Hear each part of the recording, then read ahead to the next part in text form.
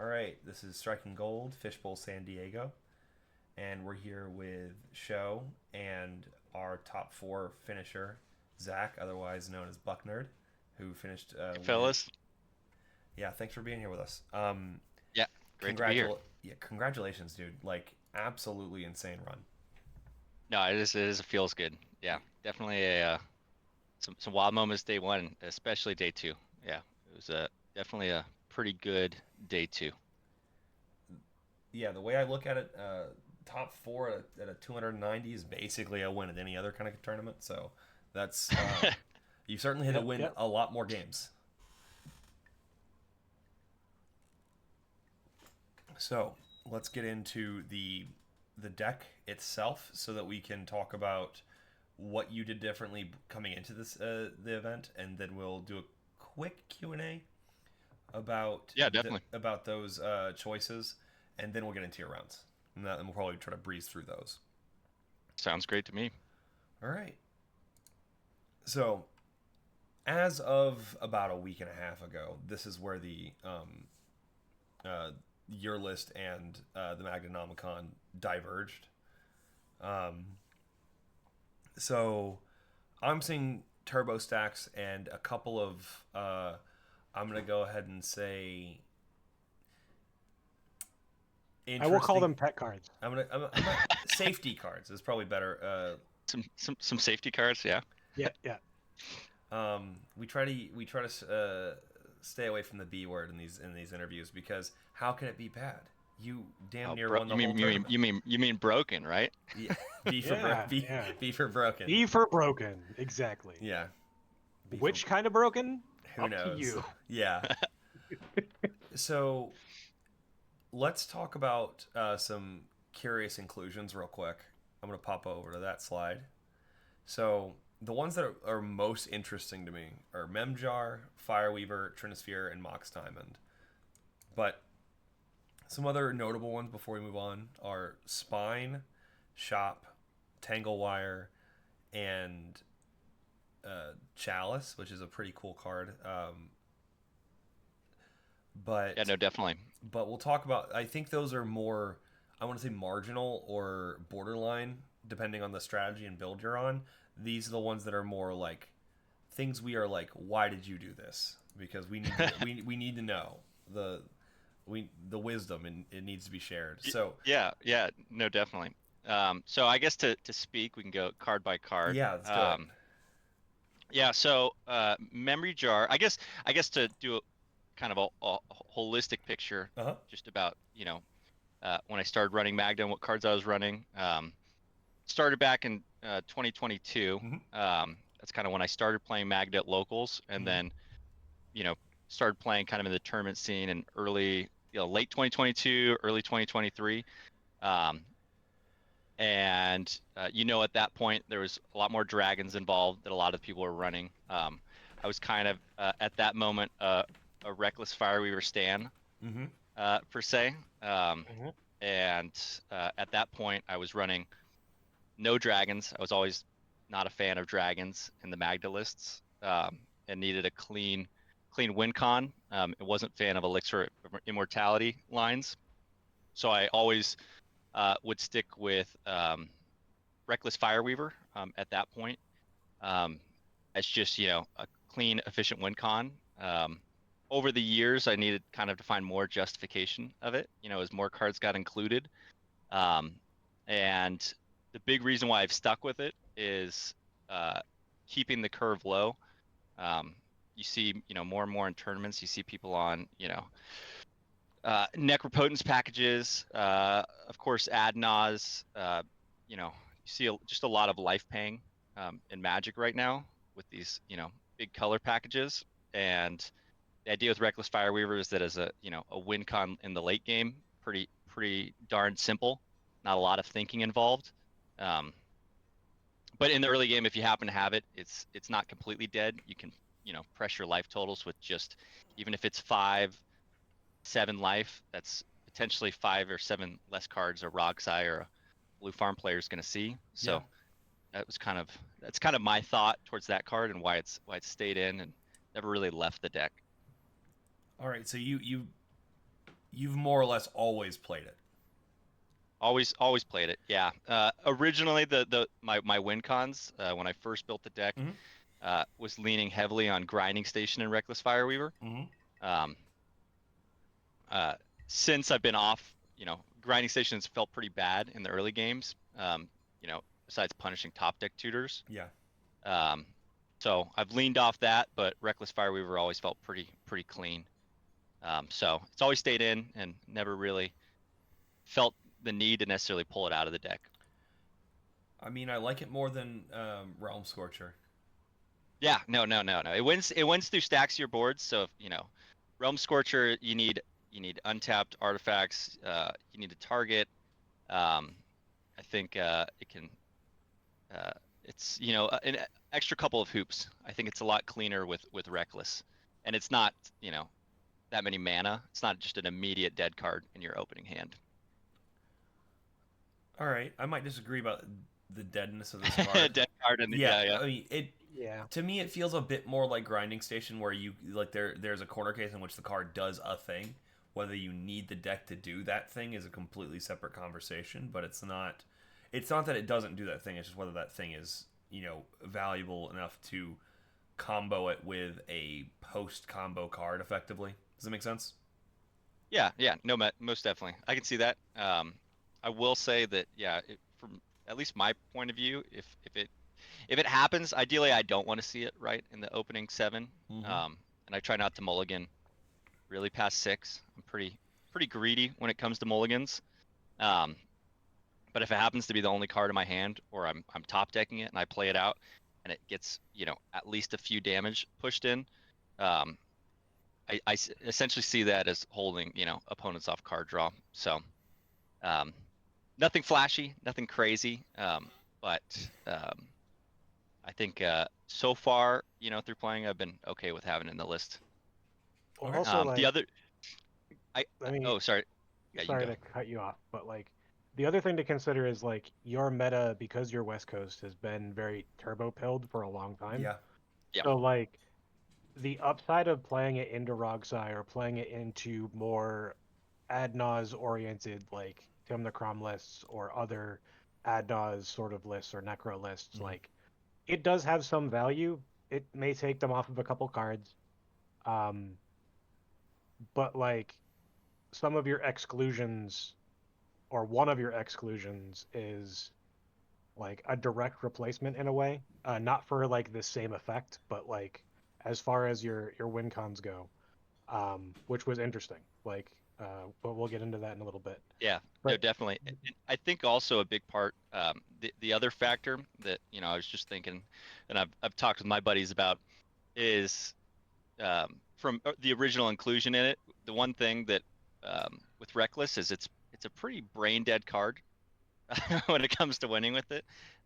There's not too much interaction. It's kind of you get it once you're in the winning position. It's get it on board, proceed through the combo.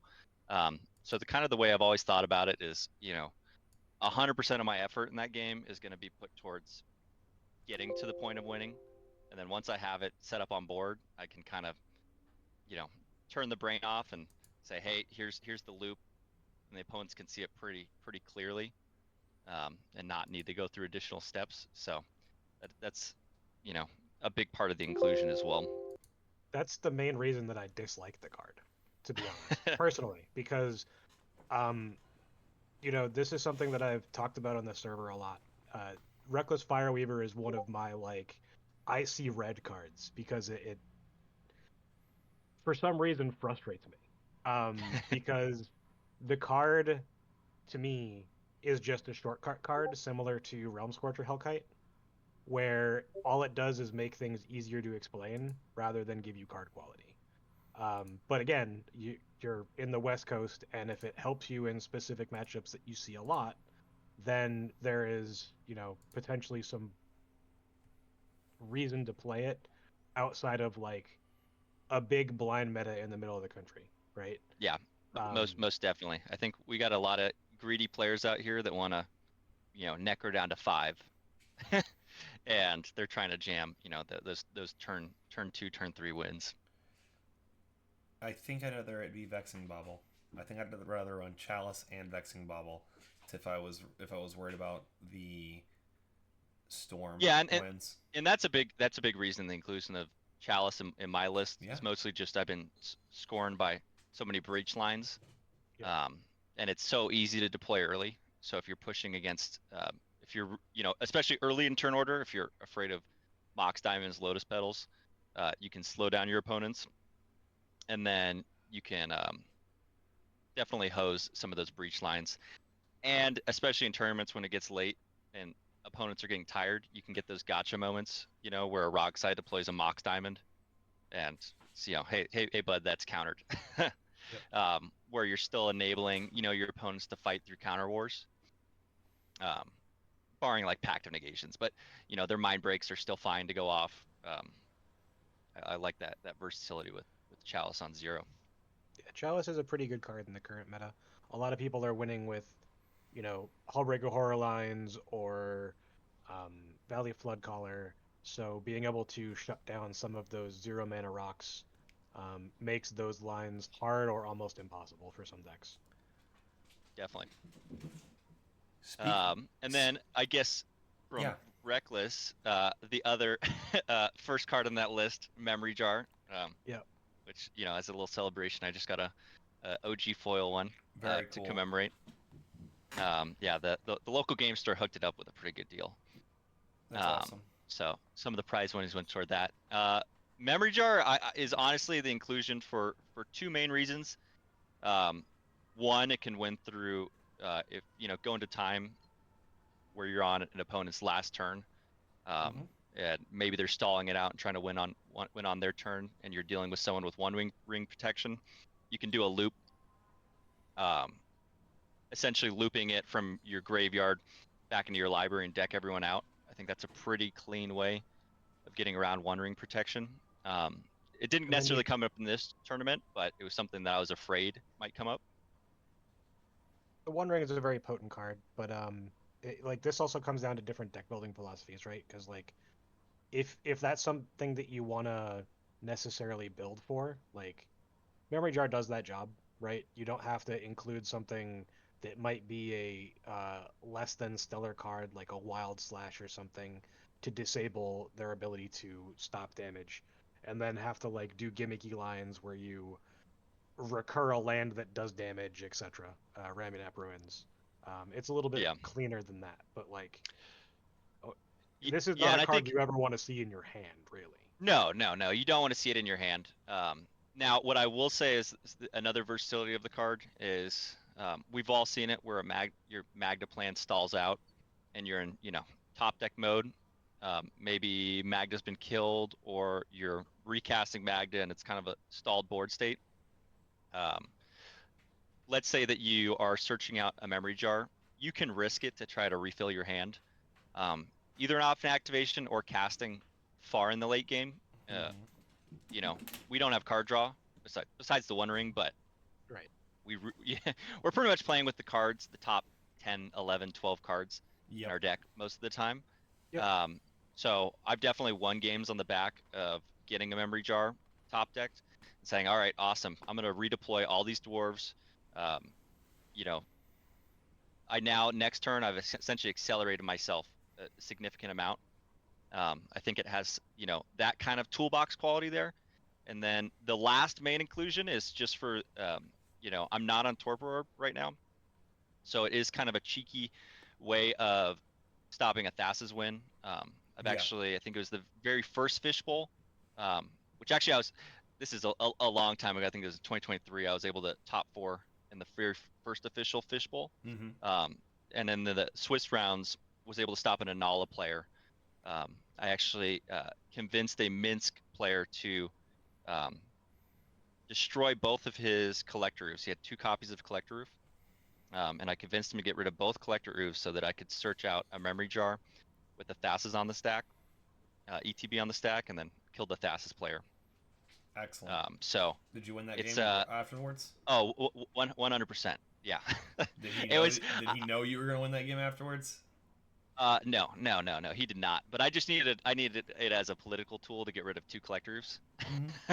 and I could have gotten rid of the collectors myself, to be honest. Uh, But why but use it if you yeah, I don't think have it to? was exactly, and was able to get out that memory jar, crack it, kill an all player, and then win on my next turn. So I think the versatility of it, obviously you hate to see it in an opening seven or an early draw, but it does so much where, some of our cards are kind of, they glass cannons to specific problems, right? This can, do a lot. It's a So I pretty like big it for that. cannon. It is a big cannon. So let's talk about three ball now. Um, Yeah, so Well, I I like. want to ask one more question No, based on please. memory jar, if that's okay. yeah, Um, definitely. what are your thoughts on the fact that you are removing a player from the game? Like, if you're talking about memory jar versus torpor orb, right? You're removing a player from the game that our deck is relatively parasitic based on our blue opponents, right? As far as Yep. stack interaction for the most part, for like counters and all that stuff. Hmm. So in those situations where you're removing a blue player from the game, is it not, in your opinion, most of the time negative EV to remove the player rather than having them in the game still to interact with your other opponents? I think it's all situational. I think, um, sometimes we want to keep the blue player around. Let's say we end up in a board state where we have two opponents are tapped out, and this blue player is essentially gone through a loop and has, open mana up. Um, is, maybe has a clogged board state with a number of ristics and they're pretty far ahead. Um, I'll kill them going into my next turn if it, secures a win. There's other scenarios where I may use it as a political tool and say, I'm going to guarantee that you're not going to win on your turn. Um, so, maybe they're going off a tutor, and I know that they're probably just tutoring up demonic or um, Thassa's or the other missing piece, and I can use it as Mm-hmm. a tool right there, saying, don't try anything, you're not winning. And I think as a Magda player, that's like one of our biggest tools that we can do, is to threaten our opponents. Not necessarily stopping, essentially just saying that any win attempt that they put on the board is not going to resolve. Right. I And agree with then that. and the best thing with that too is then you're not cracking any treasures to do it. Ideally we Yep. want to hold on to our treasures, Your and just use The the threat. your the five threat. your five treasures actually are three guns pointed at each player. Exactly. Exactly. My question then is, if you only need the threat of them not being able to win and going like 1 for 0 or 1 for 1 on their win attempt and just being down resources or potentially dead. um, Yep. is it not better to just threaten them with a piece that is more attractive to have in hand? So you could threaten them with a piece. Let's say if you're looking at like I would say that for that specific win con, it's probably a torpor orb Right. that you're saying, hey, I'm gonna deploy this in the early game. Um, for me, the way I look at memory jar is it can not only stop my opponents, it can refill my hand, and it can be a win con. So for those three versatilities, as it and on a searchable target, that's what's gonna keep it. It essentially feels like three different cards in one for me. Sure. Um, and I'll take the negative of the potential opening seven or top deck, which always feels bad, but I'll take that risk. All right. On to three ball. I think Yeah. three ball is an interesting one in this in this particular meta as it Meta. stands. Do Oh, you, 100%. given like the prevalence of cards like uh, chain, Ristic snap, study. um, yeah, Ristic Study is obviously one of the problems that makes it. Are you just feeding the blue farm player, the Kinnan player, with too many cards? But also, the question becomes much like Lightning Greaves. Are you creating basically an inflection point where the correct board assessment for your the all three players at the same time is to remove Magda in response, and now everyone's playing the same Stone Age game. Yeah, so I think it's all in, it's all when you deploy the stacks piece, right? Mm-hmm. Um, if you're playing just to jam out a stacks piece and not actually consider the board state, then you're probably going to lose with your own three ball out, right? Uh, to the same note, if you're just jamming a three ball and you have a bunch of one drop dwarves and you can't do anything because you're stuck under your own stacks piece, that's also an issue. The way I looked at it was for this exact scenario of an early Trinisphere, a greedy opening 7, where I'm able to deploy, for instance, Magda, a dwarf, and followed up with either a turn 1 or a turn 2 Trinisphere. That was kind of my thought process. Okay. To completely hose the board. Um, I've had that in games before where it's pretty darn backbreaking. Yeah. And with the inclusions of the lands in the deck being on Workshop, it was not completely unrealistic. Now, through the tournament, I never saw that golden hand. But if I can steal a win in a tournament with that golden hand, then that kind of is a possibility there. The other nice thing with Trinisphere that I think people forget is as long as it's untapped, that effect's active. So I can leverage Clock of Omens, for instance, hard casting a clock or activating a clock through a counter war to tap down my Trinisphere. That's an interesting concept. To enable interaction. So you're using that essentially as a leveraging for our piece to resolve. Interesting. And I think that's gonna. We'll talk about it through the games, but that's a common theme where I put my opponents, especially on day 2, in really uncomfortable situations where they had to let my pieces resolve in order for them to not lose to my opponents. Yeah. So I think that's a big fact on Trinisphere, which is pretty cool. You know, also with Clock, when I need to redeploy it, I can also potentially tap artifacts to untap it, which is pretty cool. Essentially, right. Stack pieces just turn off the lights, yep. turn them back off the lights. Yep. Very much Urza brained. Yep. So last piece is Mox Diamond. Is the 1 in 4 cards not being lands? Is that not spooky to you? Oh, 100%. Yeah. It was honestly ideally, I saw games where I either really wanted to deploy the turn 1 Magda or Magda's other half, the crime Magda. Mm-hmm. I had games where I would go, land Mox Diamond, crime Magda, and that felt amazing. Maybe I had an over influx of lands. That being said, if I'm looking at a hand that's if I'm going down to 6 and I see a Mox Diamond, I'm probably bidding that Mox Diamond. Right. It's you've got to kind of weigh it out. Going down one land isn't necessarily great. We pretty much play on curve. Yep.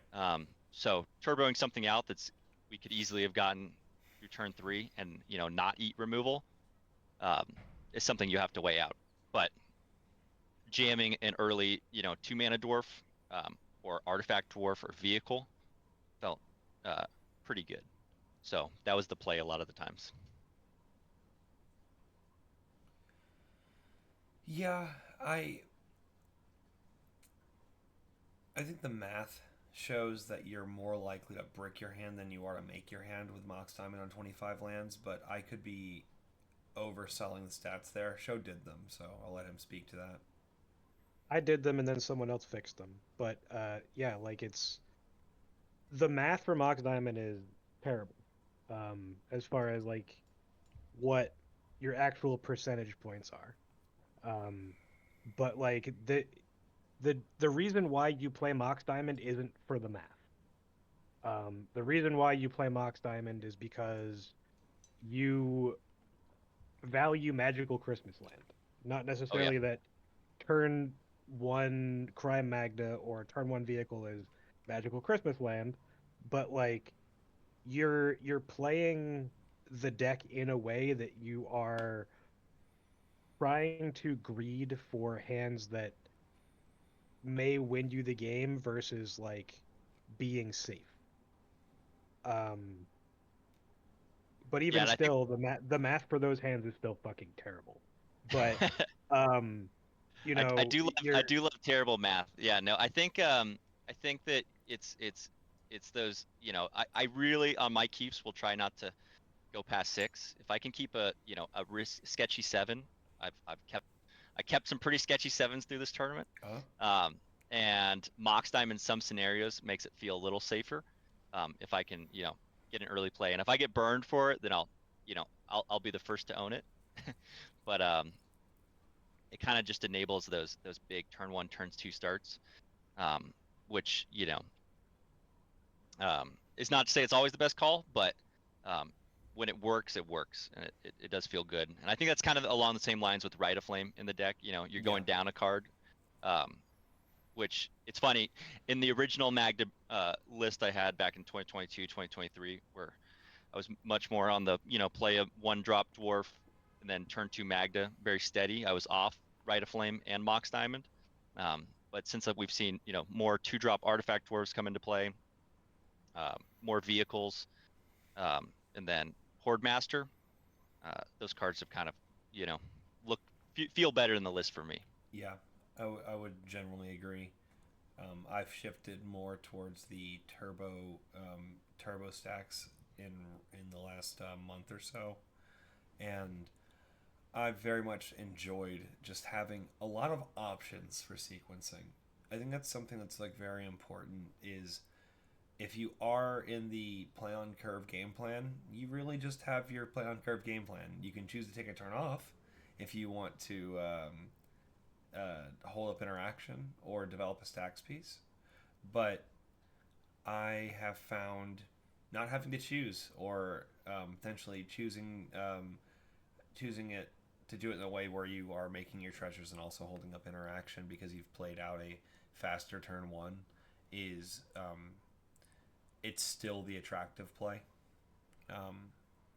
And it's still a riskier play technically as well, but it certainly is. it depends on your pod, Mm-hmm. right? Yeah, definitely is pod, comp dependent. All right, I want to talk about some of the cards that we think probably should have been in your list but aren't and are confusing to us. So all of these would have been considered auto includes, and I still think they are for A majority of pilots. yeah, for a majority of pilots and a majority of builds. Yeah, so Yeah, I guess I can yeah, go. yeah, you have reasons. The Goblin Boy. Yeah, so right now, obviously, I'd say the majority of Magda pilots are running a twin shot line. Is Yeah. First off, it gets around Grand Abolisher. Can get that off the board to open up the board state. And then Yep. there's the twin shot sniper loop lines for winning. I think some of it was not necessarily being super comfortable with the twin shot lines, but um, essentially the way I looked at it was breaking down first, seeing it as within the removal package, um, weighing it with other cards I had as far as split second, some of the split second removal, some of the artifact removal. I wanted to be heavier on artifact removal, um, and it just didn't make the cut. It was probably the 101st card, and since it wasn't my win con with Reckless Fireweaver, I elected to leave it out. For the scenarios where a Grand Abolisher comes down, I figured that's probably, if my opponents interact, that's probably where I'd lose the game, and I kind of was okay with that. I'd much rather my opponents fight with, their auto auras in their counterspell wars to fight over a GA resolving. Unfortunately, the only GA that I saw resolve was in the final 4. So Did perhaps it get if you? it was in the Grand Abolisher, it was actually a pretty insane counter war that was started with the Derevi putting a Grand Abolisher on the stack. Yep. Um, Don't you wish you would have had it? yeah, I No, think I would have liked it. That being said, I think that there's a number of other cards that I potentially could have had in hand that also could have gotten us out of that scenario. Um, so, um, it would have been great to have in hand at that moment. But yeah, not having reckless didn't necessarily need it for the win con line. So I have a question. You said you weren't comfortable with twin shot lines, or may not be comfortable with twin shot lines. What about them is confusing? I think it is, as far as, I guess, nothing is necessarily too confusing as far as the line, but any card that is more pieces, as far as winning, more game actions, um, at the end of the game, I'm going to lean towards the fewest number of game actions that I have to take, and provide explanations to my opponent. If there is a scenario where, let's say that there's two pieces of stacks on the board, where you have, let's say, um, maybe you're playing like a tie-in player. It's actually probably not a tie-in player. This would hose them. Um, but maybe some pile of stacks, um, let's say Jetmir. Mm-hmm. It's on a collector oof, and they're on a rest in peace and a blind obedience, right? And you can deal with one piece, um, maybe a couple pieces of removal, but you really have to think through it at the end because that line may not necessarily initially work, and you have to remove pieces to win. Reckless Fireweaver for me is just to jam it. If I can, do a battered golem line and I can jam out a Reckless Fireweaver off a Magda activation, it's clean, simple, and I don't really have to. I have to put all my thought to getting to that point, not necessarily uh, creating infinite mana and then trying to work through it. So So So even I a wouldn't say it's version. necessarily. You see even a Yeah, version to it's the not Rube Goldberging. exactly. Yeah, it's a especially personal later. preference, right? It's Pers, it's pers, like per, yeah. you understand that you like the card, right? It Oh, may yeah. be I good like the because card. of, Yep. against Turbo, but it Yep. might not be the best card for the deck. It's just what you prefer. Like Yeah. the 100% again, the best personal way to put preference. it is it is a pet card, Yep. right? Yeah. But Definitely that's personal not to say preference. that it's not useful to you. Like in fighting games and stuff, there's the whole thing of like I'm doing tournament combos. I simplify things as much as possible, right? Yep. Um, like you said previously, you like the fact that it doesn't make you have to think through all these things, right? Exactly. You then So get to for focus instance, on when is my opponent going to interact, all of these other 100%. things instead, Yeah. No, or if they're even going to bother try. yeah, I agree. Um, It's a great card. And for instance, like Friday, like if I'm playing CDH at my LGS, I'm jamming twin shot sniper lines, right? If I am game 7, or 8 games in on a long tournament and I'm tired and I'm putting, every game is a ton of mental effort. I want that, mhm. just for me personally, it's just that exhale moment where I say, okay, I have the pieces. Hey guys, you know, guess what's now a dragon? Right. I win the game and everyone says, oh yeah, and it's even for players that don't play against Magda, they see it, right? Right. And Right. I don't need any extra points of interaction or whatever gotcha moment could occur for whatever reason, some weird endurance, or I know we have the pieces to work around it, but I don't want to deal with any of that. I want just that, deep sigh of relief. All right, cool, we're on to the next game. The Especially in the tournament, setting for me just off preference. Well, it's also the brain drain is real.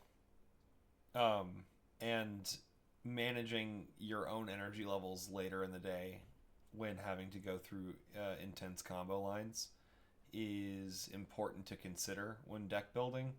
If your deck is trying to think of a deck with like really complicated lines. Yeah, Um, Nala. yeah, if you're or Cormella, like if you're doing that kind of stuff after 5 or 6 rounds, and or Krakashima, and your brain's just like trying to resolve a billion stack pile or something like that, you're gonna make mistakes. You're gonna like just the idea that you can make game errors, trying to piddle um, through a combo line is actually pretty real. And that's those are the points at which you punt or accidentally do a game state violation or something to that effect. And Yeah. Yeah, so if the more complicated combos or the combos that like add extra steps are not like known to you like the back of your hand, yes, there is going to be some risk of messing up, right? And that's where playing something like Reckless Fireweaver solves that issue because if again, if you're not comfortable with them, then you don't play something in a major tournament that you're not comfortable with. 100%. So something that Mana Vault. yeah. Mana Vault. Well, we skipped over RTF. Oh yeah, Well, yeah. yeah, we did, but we'll go back to it. It's fine. Okay, Mana Vault. You run the Rite of Flame, but you don't run Mana Vault. Yeah. So it's specifically just for Magda the Horde Master. Yeah. That Rite of Flame can get, if I can go Rite of Flame Magda the Horde Master, or deploy 2 1-drop dwarves, or deploy Magda. I'll just value the red pips. Essentially, Mana Vault, right? You're looking as either a Mana Vault into an artifact dwarf or vehicle turn 1, or turn 2 you're looking at Roaming Throne. yeah, exactly, Roaming Throne, a bigger piece. The way I thought about it is that since I added in Mishra's Workshop, that kind of filled somewhat of a Mana Vault role. Obviously, it couldn't cast the creatures, but we've seen such a bigger influx of artifact dwarves, vehicles, and stacks pieces, but really the artifact vehicles and dwarves, enter the deck that are castable Yeah. by Workshop. So I was okay making the exclusion of Mana Vault in that scenario. I think that there's also the nice thing with Workshop, although it's risky, and you can't cast Magda with it, and you can't cast your other dwarves with it, it doesn't tap down, right? So let's say you try to jam that Roaming Throne, it gets countered. You keep a greedy hand and it gets countered. Now you're left with a tapped Mana Vault that you're going to have a rough time finding the point in the game to untap it. Our life total doesn't matter as much as almost any other deck. Well, it's more so about I'd reusing argue- it. Right. Yeah. That being said, the final 4, we'll get to it, but life total actually did matter, which was insane. So, real quick, I wanted to bring this up because you've mentioned Magda the Horde Master a couple times as like a key card. Yeah. You're talking about it like it's a centerpiece of the deck, and you're not running Hammerheim, and I have to wonder why. Oh, honestly, didn't have a Hammerheim. Read it and was like, yeah, Hammerheim is rad. Looked for one prior to the tournament. All right. So, no, as far as committing crimes, removing landwalk from creatures, is pretty sweet. Okay. You're probably, if you're on Shinka or that, Shinka's 1 more mana. It does enable Magda to get through on damage, which can matter. I mean, the reality is that there's no reason to not go down to 0 mountains in this format. No one's running back to basics, or in Arcanum Area is basically a non-existent card. It's in like 3 or 4 decks. Right. So, it's the one rule a lot of people run on a creature, but what I'm trying to say is that I don't know if there's a choice between Shinka and Hammerheim. I think if you're not on the mountain package for Winter Moon, and you're probably on both for crimes. Yeah, I'd say it was just not beginning a Hammerheim in time. That's totally fine. So it'll be in the list for future tournaments. Good old gotcha card. Brian will do some art on it and get Cowboy Magda altered onto it. Oh yeah, definitely. Now we can go to Return the Favor, Drew. Okay. Yeah, Return the Favor. I only put them in an order for a reason. It's okay, guys. So Return the Favor. It's kind of the cracked in half fork spell that we've always wanted. So what's up? It is a 3 mana cracked in half fork spell. That's cool. So it is more than fork and reverberate. However, fork and reverberate don't allow you to copy your opponent's ETB effect. Well, Orcish Bowmaster ETB effect or ETB effect of their what the hell is it called? The green battle. Ikoria. Yeah, Invasion of Ikoria, where you get to go get your Roaming Throne, or just I'm going to copy my activation with Magda. Yeah, no, I think it has a lot of versatility. It's kind of one of those, if I'm looking at my interaction package, I believe that I ended up deciding on the Mass Untapper You played Great over Train Return the Heist. Favor. Yeah. Yeah. Just for the ability of more treasures, keeping it there. Um, if I could run 105 cards, it'd probably be 5 more additional interaction pieces. But it kind of came down to weighing the interaction pieces I had and where I needed to make cuts. Yeah. Um, You're playing so turbo stack, it so you was, can't do tempo as much as everyone else. yeah, it was in the list, but I ended up with 103 cards, and I think it was one of the. Yeah, I mean, I know it was one of the 3 I cut. And that's just having to cut it down. Um, and the nice thing is with with Fridays, it's like you can always swap cards, test things out, find the great moments. But going into a tournament, you got to decide on those 99. So it kind of Absolutely. came down to that. Okay. And then the last card, Pyro. Pyrokinesis, badass card. I play it in a lot of you know not 4-color, 5-color piles, but let's say Izzet or Jund. Love Pyrokinesis. If I have influx of red, the problem is going down a red card. We essentially, I see Pyro, and you have to play around Pyro. You have to keep your hand. We're generally not casting for 6 mana. We might get into board states where we have to cast it for 6 mana, but I would really rather not do that or have to use treasures to cast my Pyro. And although I really like it, and I really hate exiling, either another red interaction piece, or Dwarf, to get an early Pyro out. Yeah. So that's why I'm not currently on it. Let's say Izzet list where you got card draw, and you can go through a game and see 20 cards, where the Magda player, where we are only looking at 10 to 13 cards. Yeah. You have the extra cards to pitch. That's why they can cast their darn counter spells. Yeah. their force of wills and such, because they have more cards coming in, but we don't have that liberty. So that's why I'm not on it. Gotcha. Do you think that there's merit for the fact that it is 4 damage, specifically divided how you want?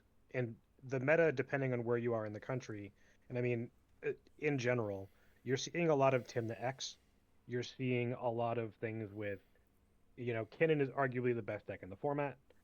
Being able to remove early Kinnans is very, very strong, but it's not just an early Kinnan, it's potentially an early Kinnan and an early Timna. Dork or 2, or a Timna, or being able to specifically kill Seedborn Muse, which is really prevalent in the current meta. Yeah, no, definitely. I think if you look at my slotted in cards, I think that role is kind of taken by Delayed Blast. It doesn't get rid of anything greater than 2. But if I can jam I had games where I jammed a Delayed Blast into a Magda activation for a portal, and that always ends with the board pretty much gone. So I like Delayed Blast, that I can hit more things. You get these early game states sometimes where, let's say it's like Kinnan and some dorks. You have TNT that's on a couple dorks, and Esper Sentinel, and maybe there's a total of 8 toughness on board, but it's all in the form of 1s and 2s, and in that slot, Delayed Blast kind of just wipes them all out. Or I use Delayed Blast as forcing a counterspell, because I have some scarier card that I want to bring out. I think if Pyrokinesis was 3 mana also and had exile a red card, it'd be I'd be looking at it a lot more in the list. But that 6 mana and then having to potentially go down a card feels like I hit a Seedborn Muse, but I'm probably losing the game now because I'm off curve. Yeah. Okay. I think my experience has been pretty kind in terms of Pyro, but I also don't tend to dump my hand even if I can, because I find even in the situations where you can just make them have it, it's better to not. Yeah. Well, let's go ahead and go on to the cards. And now that I'm looking at it, I don't remember if these are the cards that are in the list or not in the list. These Those are in the list. list. Yeah, Okay. yeah, those are in the list. But those are also things that are in the Magdanomicon now. yeah minus delayed blast fireball. Right. I think this. Well, This cursed was. mirror as well, because you have the whole cursed mirror versus mirror of the forebears thing. Yep. Yeah, we can start there. Let's start with the cursed mirror versus mirror of the forebears. Yeah, definitely. So I'm on Goblin Engineer right now. Yeah. And the Goblin Engineer turn 1, turn 2, into Curse Mirror turn 2, turn 3, which happened during the tournament, is insane and feels just so ridiculously good. It's the original gotcha. Yeah, Well, I don't even think that he's talking about like putting it in the bin. He's talking about like having it in your hand as like a turn yep, turn two goblin engineer, make some treasures with your dwarf or whatever. Cursed mirror, go get the thing, go get both of the stacks pieces that you put in the bin. Now exactly. my opponents get to have fun. Yeah. So, and I guess we'll talk about it later, but I did have in one of the later games where I did that exact thing. Went a turn 2 Goblin Engineer, turn 3 Curse Mirror, and I was able to get out, and it was against a Sisay pod. Was able to get out a Graph Digger's Cage, and the new Lifecraft engine Mm-hmm. in one turn, and a swing like that set me in a really good board state for that game. Um, Curse Mirror also just has the versatility of ETBs, which I really like.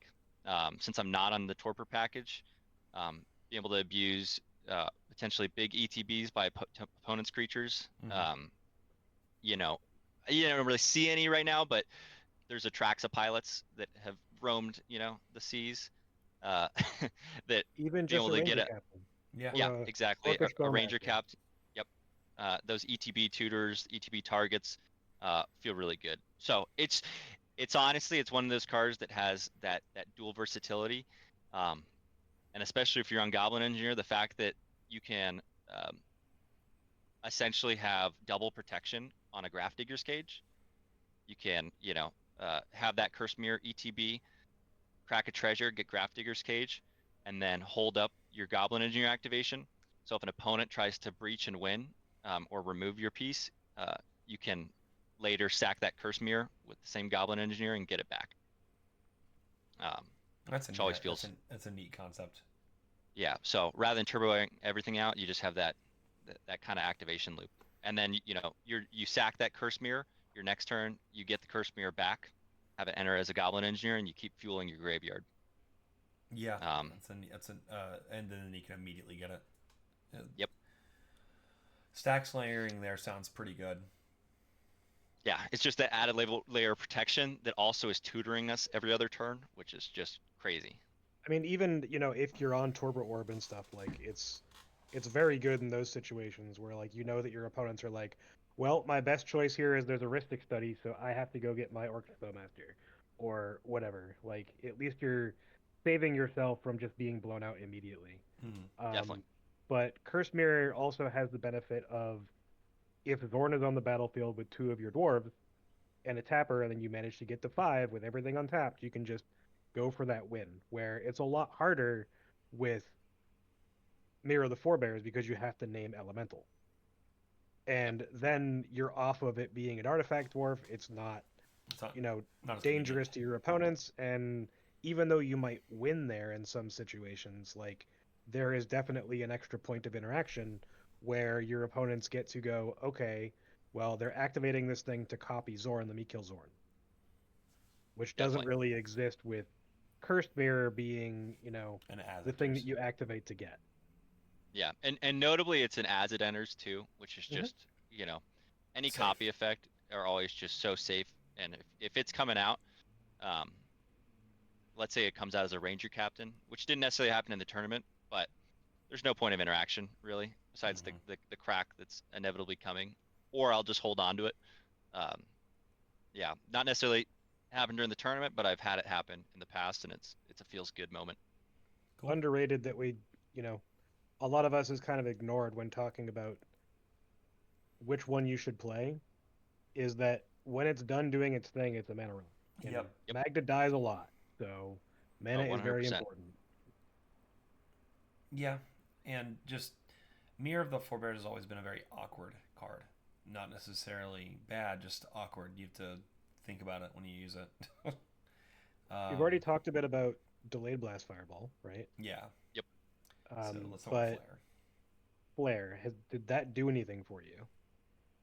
It did. It was actually one of my draws, which should have been a win, probably in any non-tournament setting if I didn't have players threatening to throw games um, to result in it being a draw. But I had a bottle cap blast where there was a response in bouncing an Orcish Bowmaster, which I was targeting with the bottle cap blast, and I was able to Mhm. sack a dwarf and flare the bottle cap blast. Yep. And then Magical blast the Christmas Orcish lands. Bowmasters. Yeah. But it happened in the tournament game, so Yeah. that was pretty I've done, great. I've done the same thing, and I've literally had a bottle cap and then flared in response to someone trying to remove the thing that I'm targeting, so I get it anyway. Yeah, and I think it's also a good, we don't really run, you know, our counter package is pretty small, extremely small relative to the rest of the meta. But Flare can be any counter spell. I think it has worth there. Um, you can have it be a silence on the stack, and at certain points where it's either that, sack a dwarf or lose, I'll find sacking that dwarf to copy a spell. It is very dangerous to get rid of dwarves though in general because like Oh, you 100%. you have to think about like what the deck actually does, and every single dwarf is a value engine for us. So it's like, Yep. okay, well, how much is this spell actually worth? And is it just going to get me 2 for 1? Like trying to copy an Eldritch Evolution or a Demonic Tutor or whatever. Like those are things that you have to second guess maybe using Flare on because it makes things too convenient for your opponents if they're sitting on counters. Yep. No, 100%. And the nice thing is let's say if you're in the late game and you have open mana, you can always cast for 3. Yep. It's not a ridiculous casting cost. Mm-hmm. But I think in those scenarios where you're tapped out and an opponent is presenting a win, it's kind of, the last card that'll stay in my hand. But when it works, it works. All right. So I guess the last one's Stridehanger. How'd you find it? I had it in one game in hand, didn't end up casting it. Same.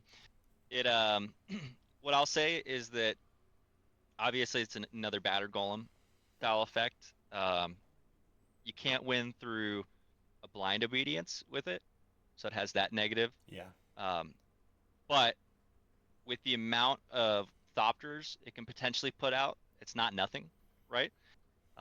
For it being a potential win con, and putting a number of Thopters that if you happen to end step crack, reason with the table that you're not getting a clock or any card they're scared of, and you get your Maskwood Nexus and then proceed to just win. Didn't necessarily happen, but that's kind of that scenario. That's the theory, yeah. And yeah, 3-drop, it's not crazy. I'm on Workshop, so it's not, there's a world where potentially I cast, a rock and a Workshop just to start getting this Thopter package. And they are, they can get big, they can do damage. So I'm gonna keep playtesting with the card, but the fact that it's another battered golem feels pretty good. Yeah, it's a much better value added, better top deck, better golem. Yeah. Oh yeah, 100%. I've found that people over respect the card if they know what your deck does. So like if this comes in and they have removal, oftentimes it will eat removal, which is good. But realistically, like the amount of times where it comes into play and it actually like gives us that opportunity to win is still few and far between. And I don't know. It's definitely a card that like it's on here as a flex slot for a reason. Um, it it does its thing, and when it does its thing, it has that, you know, dopamine for sure, and it gives you some positive reinforcement. But like you said, there are just games where you don't cast this thing where it's in your hand. You're like, I can't afford to do this right now, and that's been happening a bit more as I've been testing it, and it's probably going to end up coming out of my list soon. Fair enough. Yeah, I already took it out. I think it's better than Gadrak for that, like, potential one card win con situation, Yeah. but it's only just better, and it's actually kind of awkward in which, like, the point, much like mana acceleration, is kind of awkward at that 3 mana um, situation, 3 mana Mhm. like breakpoint. You're in a position where you've already made like treasures, and you're likely using them to, or two treasures, and you're likely using some of them to get this guy powered out after you've developed dwarves, Yep. and I'm not. And then Magda needs to be alive And then for Imagine it to needs to be actually alive. make buffers. It creates it creates a inflection point that has two potential targets, and while he does eat interaction, it's not a bad thing.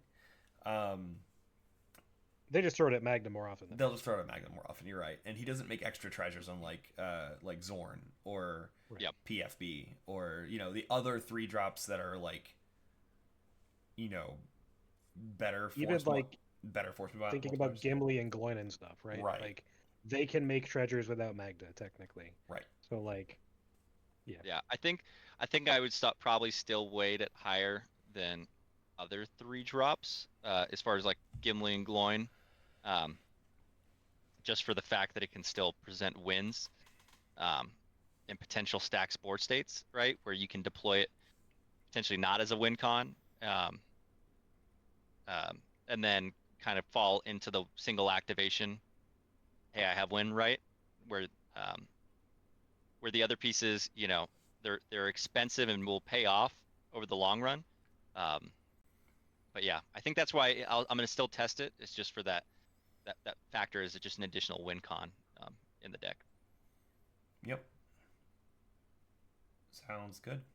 I'm I'm curious to see how it shakes out. This is one of those cards that's gonna the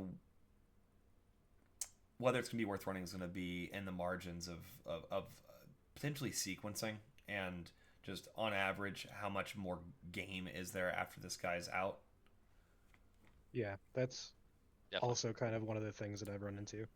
Yeah, Gadrak can have like some serious interaction, or serious. He can create serious value the turn he comes down, regardless whether Magda's still there, and especially because she's not there. Um, but this guy, it's like, okay, now you have to wait to a full turn cycle, more or less, unless you sequence it particularly. But Yep. let's get on to a little bit of quick Q&A. Probably answered already most of these questions. It's how I tend to like to do it, is just to hit the points that did not get hit while we were talking about our deck differences. Yeah. Um, so how much prep did you do for the tournament? So you guys are going to hate to hear this. I You just so showed up. actually no, no, no, no. Almost. So I've been playing Magda from really heavily 2022, 2023. Um, I guess a little bit of background. I mentioned it a little bit, but um, started playing Magda with locals. Really loved the deck. Said, all right, I'm gonna, local LGS had a tournament and top forward at that, and said, yeah, this feels really good. Heard about the first Fishbowl, went there, and I think at that point it was around 70, a little over 70 people, and top forward at the first Fishbowl.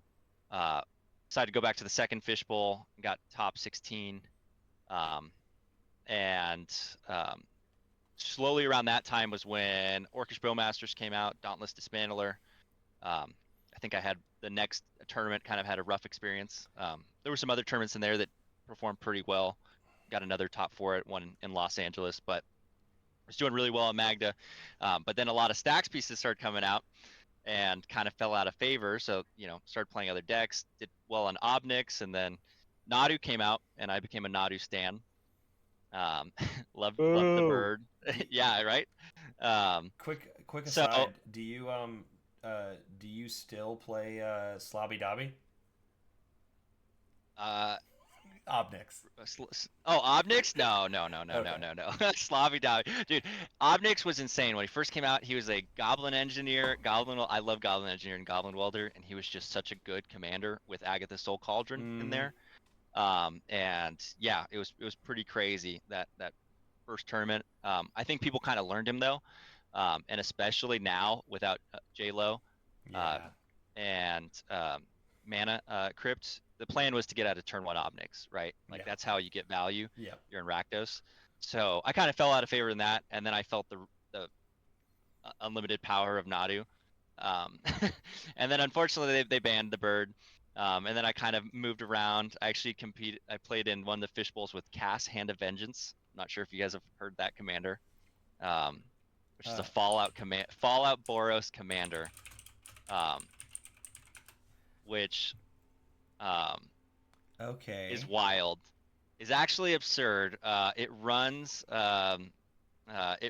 like mortar pod Oh, so lines this is where like if it's like coal.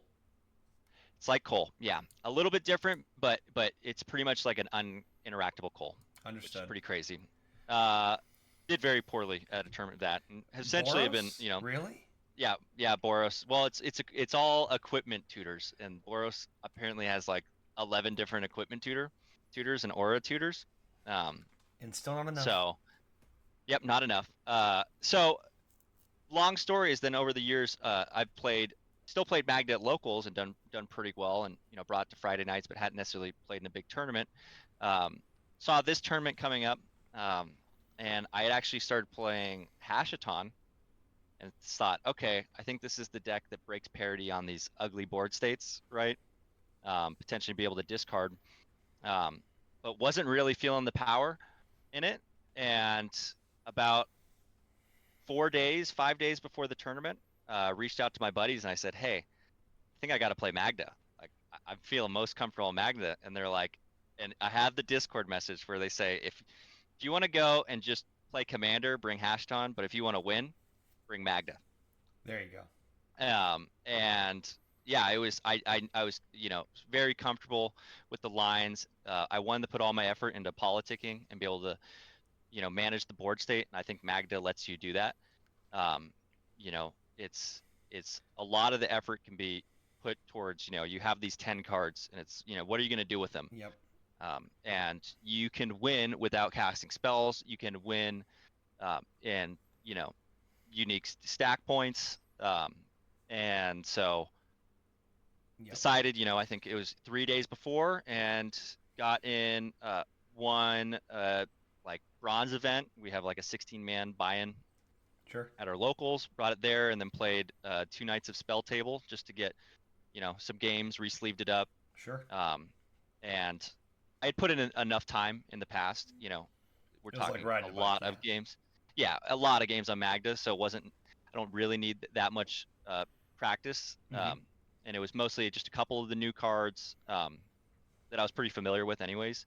Um, so yeah, we're looking at a good 3 days of warm up, and then it was, time to go. Hey man, dwarves do dwarf things. It's not like you have to They, learn a yeah, they ton of just new dig. tech. Right? They just dig. Yeah, there you go. It's not for cards. What's that? Yeah, it's They dig, just they don't dig for cards. No, yeah, they dig exactly. for. Yeah, So and the dwarves can jam, and I can do my thing. I can let the game play out, and it's good, and that's what I like about. yeah, I would definitely say Magda does have partner. The ninth card is just Yap, partners with Yep. Yap, and it just feels so good to do. It's fun to play under those circumstances. It kind of forces you to be really good at it to be successful, and that's a good skill set to hone for just general CDH. And it's kind of like the training weights that really gets you there when it matters. No, 100%. I can't. And I guess we'll talk through some of the games Yeah, in a bit, but yeah, the I think that the deck provides the basis, to do well, but that's not going to do well against experienced players. yep, Players now, they know the lines, they know what to watch out yep, for. Um, if you're not comfortable putting your opponents in difficult positions, as far as, through talking, through walking them through the game, keeping people honest, keeping people, threat assessing the board, yeah. um, I think that is where, Making sure. losses become either losses become draws or losses become wins. Yeah. is purely based on how we can manage the board. Right. And I think that, especially on my day two, it's kind of when I took the prerogative of I am going to lead these discussions, and I'm not going to lie. I'm not going to, try to get cheap wins, but I'm going to, put, maximum effort and, the political skills to try to get me to the point of be able to win the game. So did you play like a more turbo stacks oriented build just because that's what you played in the past and that's what you're comfortable on? Yeah, so actually in the past, and I do see why no sphere, why no thorn. I was on those in the past, so some of that is my comfort level on the deck Hmm. there. Um, I think that it's the big point is deciding on that. Ideally, and I've said it a few times, is trying to keep on that opening 7, opening 6, deciding what your plan's going to be. It's going to be I can't win. I can't establish a really great board state. So what I'm going to do is try to slog down the game. I'm going to get Yeah. everyone back to my level before it's a problem, Mm-hmm. right? Um, Now, the flip side is I need to play on curve. I need to have a game or turn 1 play, a turn 2 play, a turn 3 play. Um, Even if it's not getting me to the necessary win, right? Maybe it's not some Zorn's type effect or where I'm trying to jam a turn 3 win. Maybe it's I can play on curve and hold up interaction. And I kind of wanted to strike a balance between stack pieces and interaction, kind of like a 50-50, where if I see the hand that lets me turbo out something, I'm going to do it and I'm going to jam it in this tournament setting, and maybe I'll get a cheap win off that. But just kind of my idea was kind of to hold a 50-50, not run all the stacks pieces, not run all the interaction pieces, and just kind of trying to find that middle ground. Yep, that's more or less where I'm at right now as well. Just trying to ease off the mid-range plan a little bit and see where I can find a healthy medium in a pivot turbo stacks plan. Yeah, and Meanwhile, sometimes, again, sometimes our best way of winning is not losing, Yeah. and that in many games can happen turn 1, turn 2. Yep. Maybe I'll see a hand that's not the best, but I'm in a pod with Kin and Sisse, and I see a Grafdigger's Cage, or a way to get a Grafdigger's Cage, Mm-hmm. or I see Chalice against a Rogsai pod. Mm-hmm. I kept a hand that was very sketchy um, against a Rogsai pod where I had the Chalice, and I said I am not going to lose. Uh, is this the best hand? No, but I'm not going to lose from this hand right now, Right. and I will let the the random fate be random fate, and we'll see where Mm-hmm. this goes. So, the changes you made right before, or how many changes would you say you made? Swaps from your stock list from like 2 years ago, outside of like brand new auto includes like RT and such. Yeah, there was probably somewhere between 5 and 10 swaps, That's I'd say. not that many. Maybe, yeah, maybe more, but it was pretty much right there. I've kept the list. Um, I've kept it current, somewhat current, um, just from playing like bronze events at locals. Mm-hmm. Um, so so Magda hasn't just been on the shelf. It just hasn't been in. I haven't played in any big tournaments. Understood. So I've kept it somewhat current. Um, a lot of the inclusions were from the last 2 sets, just because I haven't played it since the last 2 sets, which has definitely some bangers of cards. Mm-hmm. Um, So, so so I guess the question is the ones that the like the non like auto includes like the ones that are more marginal. Did those choices pan out for you? Do you think? yeah, I re-added. Um, I know I re-added obviously Lifecraft. Or I didn't re-add. I added Lifecraft. That is amazing.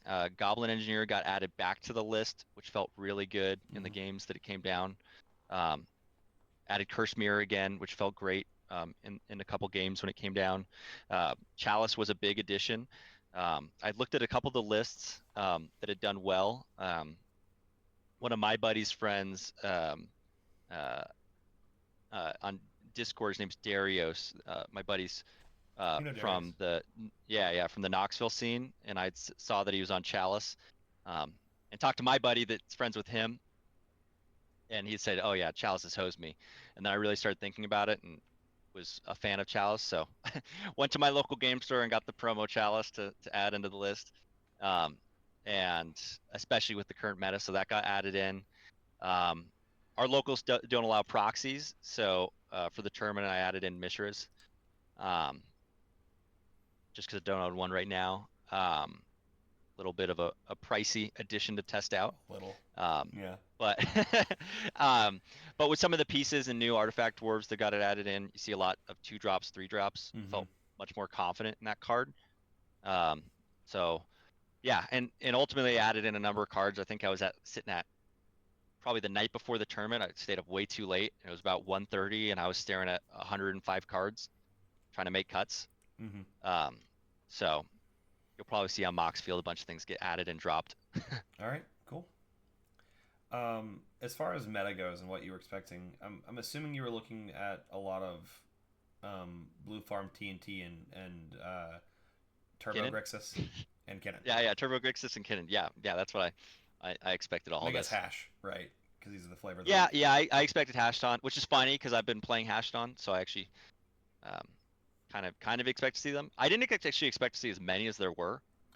I thought everyone is kind of like the Nadu situation. It is like the Nadu situation where everyone's gonna play it, but unfortunately, it's probably not nearly as good. No. Having played both, and granted, having not played Hash in a big tournament, but having played Nadu in a big tournament, yeah, they're nowhere near the same. So the bird was real, cracked.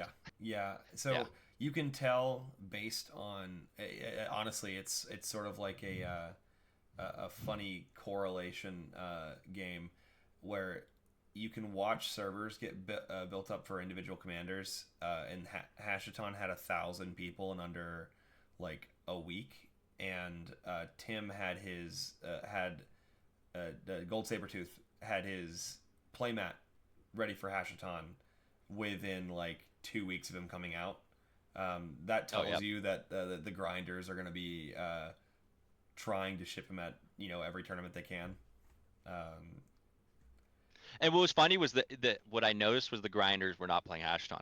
You had a lot of I didn't necessarily see it from the Hashdon pilots. The grinders are showing up with Blue Farm and Kinnan. Oh yeah. And they're Grixis piles, right? Yep.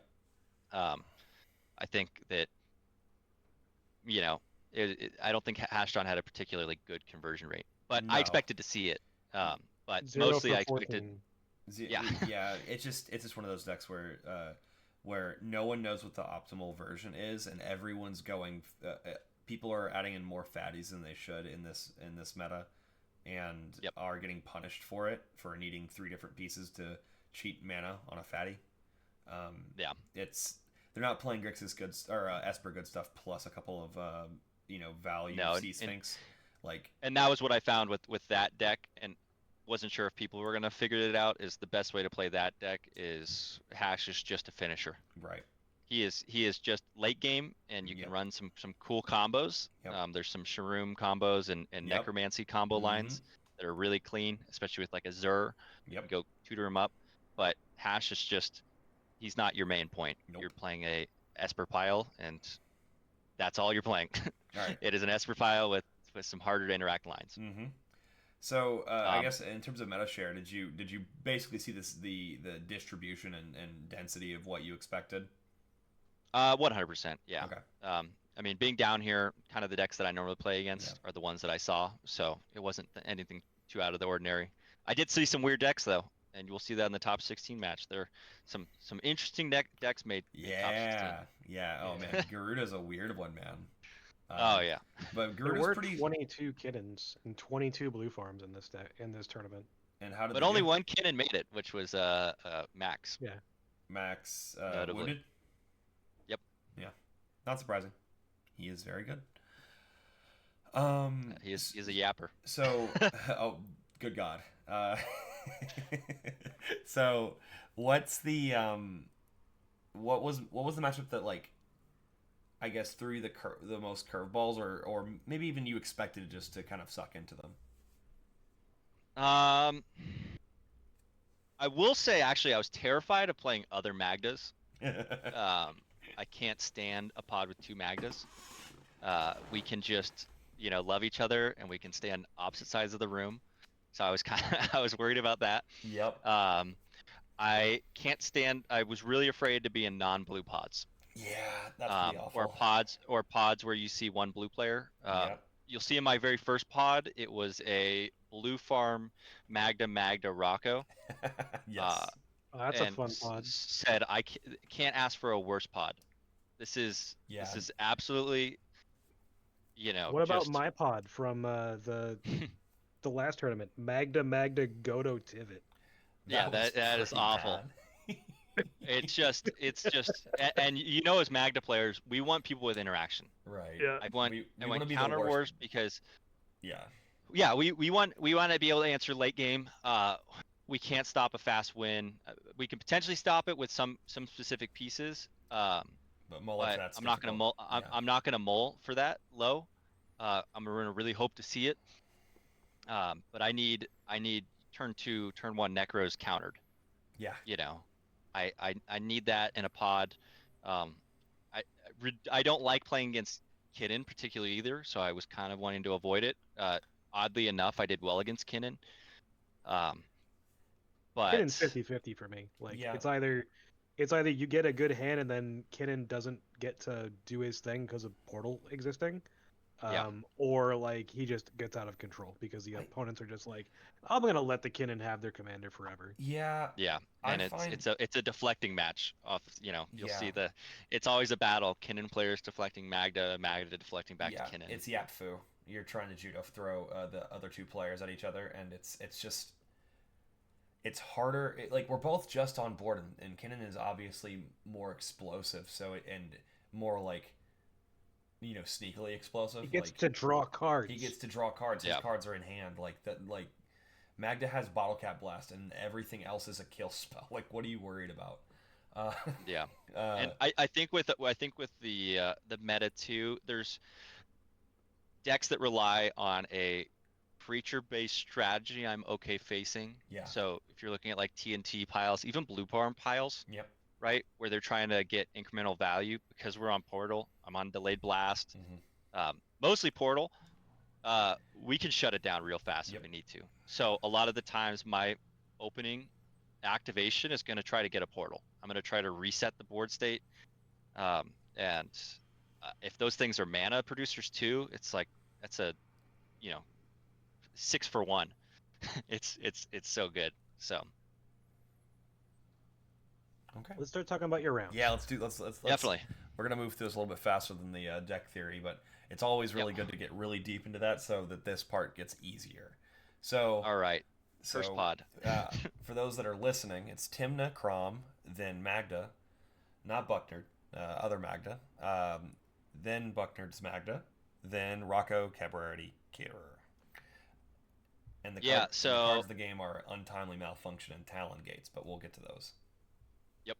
So we can see at the top that this one was a loss, unfortunately. Yep. Sat down in this pod, kind of like I mentioned earlier. I said, I don't like this. This is not how I want to start out. I essentially kept a hand with a steady hand that would have a potential turn 3 activation.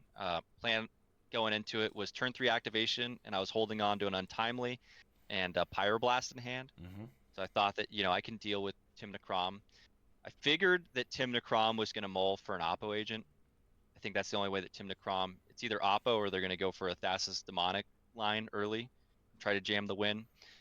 So I saw that hand that was, steady and had interaction. I felt pretty comfortable. Sure enough, I believe it was turn 3. I had the potential for a Magda activation. And on Rocco's turn, they ate right into, actually not, turn 4 I was going to have an activation, but on turn 3 cycle, Rocco fed right into an Oppo agent, which I had guessed. And Tim Necrom took a Grand Abolisher. Didn't end up casting the Grand Abolisher, but didn't have too much to do on their next turn. Magda had a pretty darn scary board state. Came back to me, and then in my upkeep, which was strange timing, the Magda player flashed in a Disruptor Flute, naming Clock of Omens. No, Uh, not the I know, cell right? phone. Yep. Uh, I was afraid that Magda was going to go for a battered line. 'Cause that's, was thinking stride hanger battered, Yeah. not, naming, or they had the removal um, for for the disruptor flute. The upkeep seemed a little strange, but that okay. In response to that, uh, and I was actually fine with that. So I had passed, and then on my turn played Talon Gates for turn, targeting the Oppo.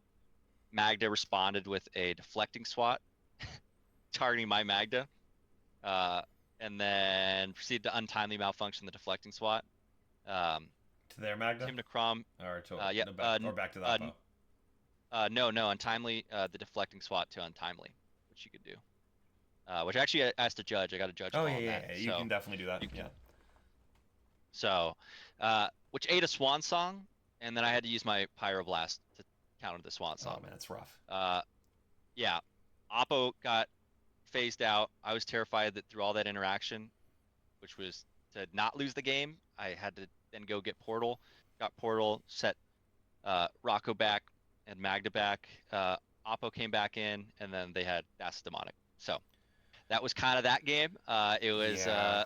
I think that I wanted to play it a lot slower, but getting hit with the Disruptor flute made me pretty scared that I wasn't going to have the game to come back to my turn. I'm gonna be Um, completely honest. It really feels like your opponent Magda didn't understand the tempo of the tempo of that pod, and that yeah, dealing with you could have happened at any point, and 100%. forcing that kind of interaction stack right before shipping to Tim Necrom, especially given you were going to get an activation potentially. Um, that Yeah, it was unfortunate. I think you see these in early rounds too. Yeah, Uh, though I don't like getting paired up with Magda early if I'm winning. Or if I, uh, or yeah, I don't. I like being paired up with Magda late if I'm winning. Otherwise, I don't want to see Magda at all. Magda's a good yep. deck, and Magda can have a lot of tools to mess with the pod to manage the pod. But if you mention Pithing Needle to Farchild on the server, you will hear him scream from Oh yeah, Pennsylvania, because it, like, turn one Pithing Needle Magda, and they're playing Magda, and you're just like, did you have a shatter? Nope, just didn't want to lose to you. All right, Oh, yeah. thanks. thanks. That's rough. I think that's what you see, and I know that the Blue Farm pilot is actually is a pretty good pilot too. So he was fine with this whole interaction, ate it up, and Yeah. I think that's kind of what can happen in early rounds. Yep, just watching a player misjudge who they should be worried about, and then just devote way too much interaction to that player. Absolutely. Yep. All right, let's move on to two. We see why these cards were good. So round two was a draw. It's Bucknard, Zach on Magda, then Yuriko, then 6 mana to Fairy Temporal Archmage. Haven't seen him in a while. And then Crick in fourth. Yeah. Card of the So game is another Coral. pod. Yeah. Another pod that terrifies me. I don't like this pod at all. I think that uh, as I learned, this is more a mid-range Crick, but I've seen a lot of irresponsible Crick players Yeah. that will just jam a win to jam a win, Mm-hmm. which I was fine with, in a sense that it would force interaction, Mm-hmm. but I was terrified that Yuriko in a kind of this pod could establish a good board state, Uh-huh. or Teferi lays back and eventually you know combos off and wins. A Planeswalker commander I think is a little tricky for us to interact with in some instances, and I'm not as comfortable on like all the lines that Teferi's is on. I know Chain Veil, but if there's other lines that I'm not There super probably familiar are with. now. God knows what they are. Yeah, yeah, and I didn't know that one, but this was again. I think the Teferi player is really good. The Crick player is pretty good. The Yuriko was a little less experienced Mm-hmm. from the interactions I saw in the game, which you can kind of see in some early loser bracket pods sometimes. Yep. Um, Crick got a turn one Crick with a manifold key and a mana vault, Mm-hmm. and then proceeded to get out the new speed demon. Oh It's like the need for no. speed demon Card is out. cracked. It's insane, and in that deck, it is just so good. Mm-hmm. I proceeded to tell the pod. The crick guy kept saying my crick deck is in like other people's crick decks, which I was like, I don't know if you want to Does tell that everyone that in the tournament does game, that but mean like, does that mean it wins? yeah, yeah, right. I'm like, all right, I'm fine with that.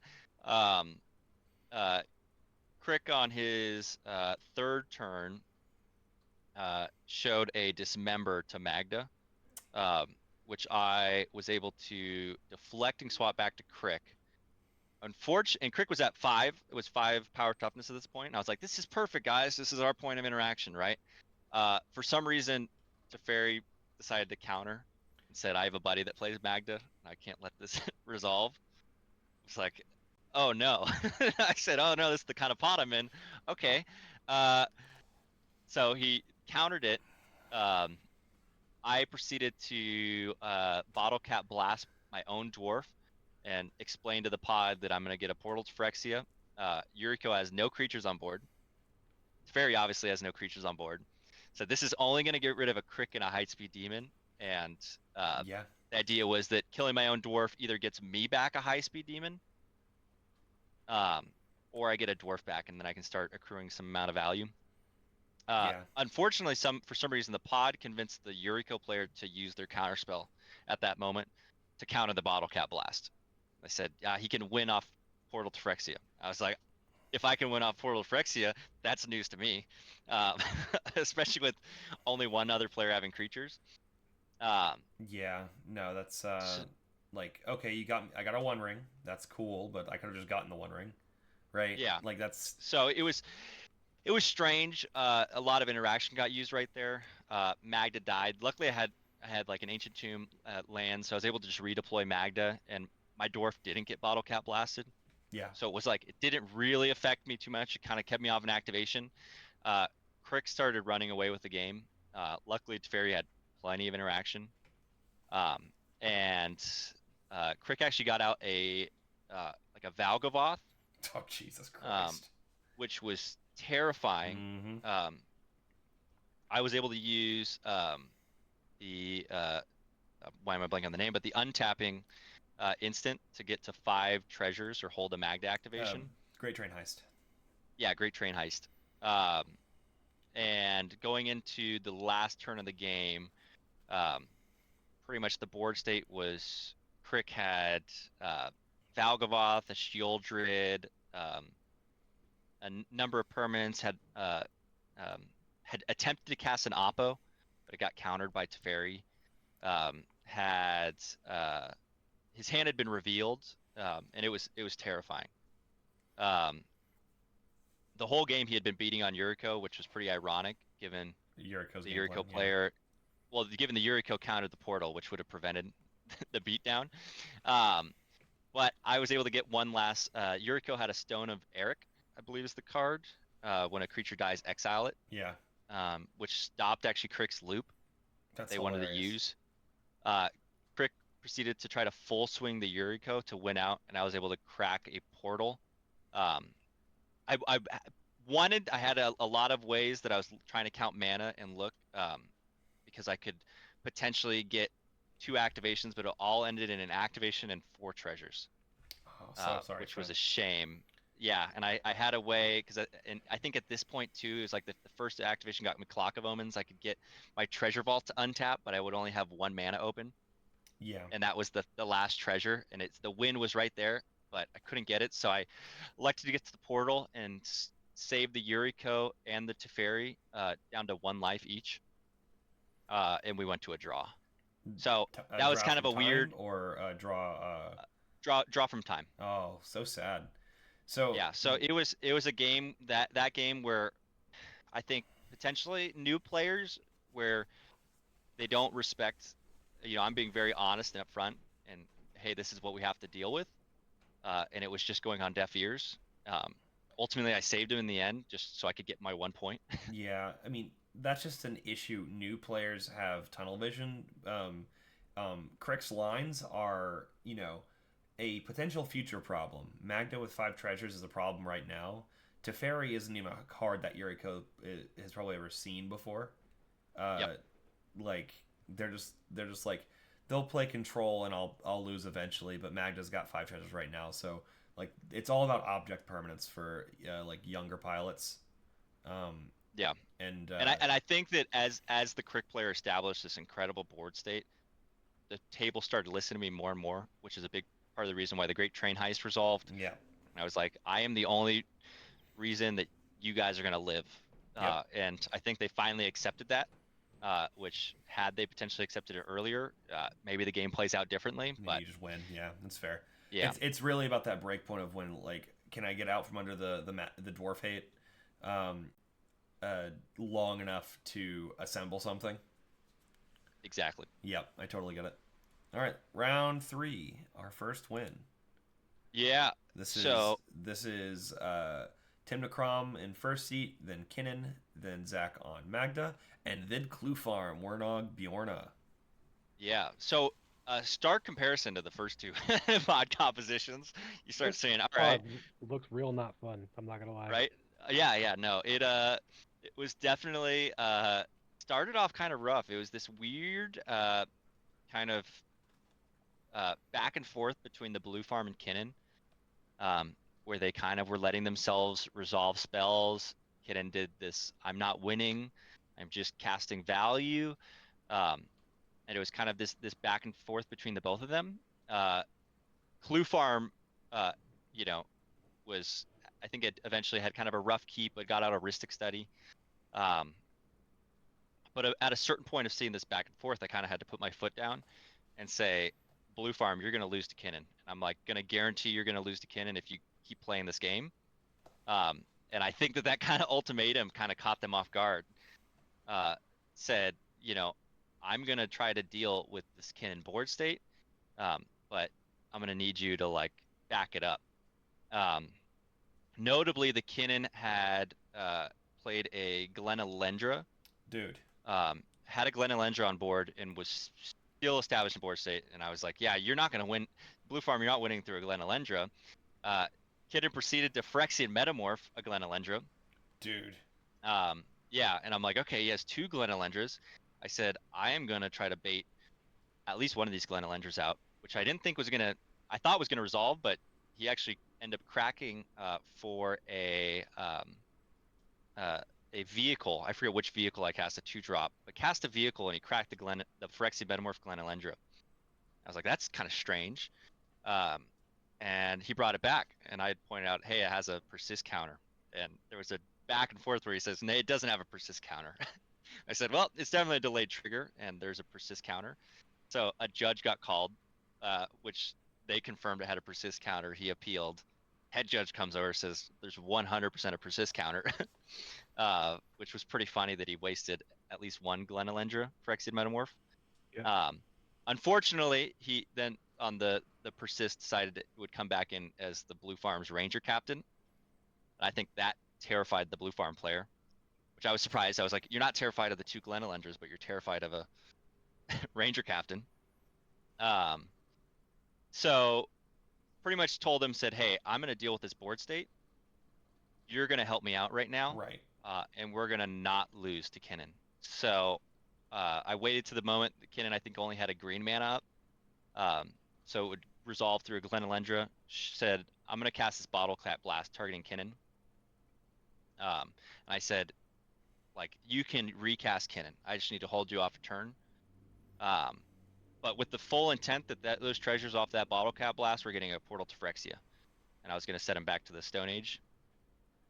There you go. So I think that, yeah, so that's the kind of play right there where it's, he has a wide board, I think 4 creatures on board. How do I deal with it? Blue Farm had a Ranger Captain. Kinnan has a Ranger Captain. I need to break parity right now, and if I don't, I'm going to lose this game. Yep. So start with the words, destroy Kinnan, get a portal, hose the board state. On my turn, I was able to generate another 5, and the immediately activation on main phase was a God Pharaohs. Yeah, of course. I think the follow-up play, if you can get a portal down, a lot of times people look for the 2 activations for a win, but a lot of the times it's like one piece of interaction. If you don't have multiple ways of keeping the line going, you need to, set the board state back, and you need to lock everyone down. Yep. So that portal to follow up Godfarers, not only keeps everyone off mana from what they've just lost, but now they have to try to redeploy. Yep. In the redeploying, I think Kinnan played out the only card he had that he was able to play out was a Perplexing, and I said that is amazing. Thanks. That was a Christmas gift. No one else is winning now. Yeah, and then it was a pretty easy game. I think I just slow balled it. The blue farm player, ironically enough, cast a mnemonic betrayal, which I waited for him to cast it, and then reminded him that it costs 5 mana, and which he was pretty embarrassed about. But I think that people get flustered when they get hit by a portal into a Godfarers. Yeah, well, it's just not a game sit there. Usually people just scoop to that. Yeah. In any not tournament setting, they would scoop. Yeah. So quick question: Did he continue to cast it, or did he take the card off the stack? No, he cast it. Yeah. Oh, that's rough. I don't know why you would. Yeah. I don't know why you would try to reverse necro. It was because it was a weird one where people had passed priority. There was no new game knowledge, but yeah, he let it resolve. I don't think it would have necessarily mattered. I don't think he had any other plays in hand. Right. I think at that point, yeah. But once I had that board state established, I knew I was winning. Good. And yeah, it was pretty clean. But classic Magda. The biggest pivotal play was, if that bottle cap gets countered, we lose to Kitten. Yeah, of course. I think it's, or technically Blue Farm could have potentially presented a win with their own Ranger captain, but I don't know if they win through a Glenelendra. No, not likely. So it's can't reiterate enough that keeping the table in check and refocusing players to what actually is happening is what enabled that to get where I needed it to be. Yeah, it's pretty wild that Kinnan's on Glenelendra and Chimera. I remember both of those cards getting cut, 6 months ago. Yeah. People just playing fast. But to be fair, they thought that their Phyrexia Metamorph was an infinite combo with Glenelendra, so maybe they are, not aware to the current list. Yeah, no, that's definitely not right.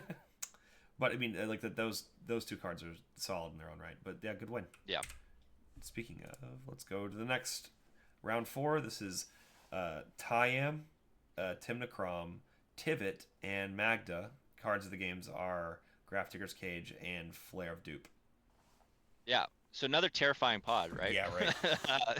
It's the only deck that I think can win on the stack above our deck better is Tyam. Yeah, for sure. I've lost countless times to Tyam players where I say, hey, I'm gonna put 3 Clock of the Omens activations in response, and they just keep rolling. They can put so many activations ahead of you, and they are toolboxy in the way that they can disrupt you. So I saw a reasonable opening 7 that had it was like a kind of a Zorn play, opening 7 with a turn 1 Grafdiggers. I said, this is what I need. This stops Breach. This stops Tyam, hoses Tyam, right? And just accepted that this, that maybe I'm not going to be able to deal with the Tivit. Pretty simple game plan. Timnacrom attempted to cast, I think it was a turn 2 Necro. Tivit showed the counter spell. Through this whole interaction, I had Flare, didn't end up having to cast it, but Tivit went to counter the Necro. Timnacrom followed it up with their own counter spell. Tivit had another counter spell, so I see a counter war happening on turn 2. They're both going down multiple cards. I still have a Grafdiggers. I don't really care about Tyam at this point. Right. Sorry, Tyam. This is I'll let you remove this later. And I had a Flare in case there was a third counterspell in the war. Yep. So I thought to myself, I'm probably winning this game. and through the following turn cycle, I believe off the Zorn, I was able to get, or no, it couldn't have been a Zorn, but I was able to get to five treasures Mm-hmm. through the next turn cycle. I believe by like turn 3, it was either turn 3, turn 4. Was able to go activate for a roaming throne, and then I did actually had Magda the Horde Master out MVP for this tournament because on the Tiams player's turn I went they had an expedition map which I was scared for a Beseju or a Gaia's Cradle, mostly a Beseju. So on their upkeep I siege smashed their expedition map. Awesome. Yeah, and forced them. It turned out, unfortunately, they had a Talon Gates of Madara in hand. Actually, no, not in hand. They were able to get a Knight of the Reliquary to get a Talon Gates in hand, which slowed me down somewhat. But that Magda activation with a roaming throne out, the committing a crime, Mm-hmm. let me activate into a portal to Phyrexia. So at this point, Wait a second. boards. Show, check me on that. Mhm. Roman Throne doesn't copy Magda the Horde Master. It's once per turn. Is it once per turn? Yeah. It's once per turn, and and additional Yeah. trigger. So that was on their turn. Yeah, their upkeep. Oh, so yeah, but I'm saying you don't make 2 treasures off of it with roaming thrown out. The committing a crime, the siege smash, is that trigger? It triggers Is the once. is Oh, then that was an issue right there. Because it does say once, and it's not Zorn. It puts 2 triggers on the stack. So the first one resolved, the second one can't resolve because the first one resolved. Okay, so that was definitely a miss on that. Yeah, but by the whole pod, myself Yep, included. absolutely. It's So a niche interaction. It happens. Yeah, no, yeah.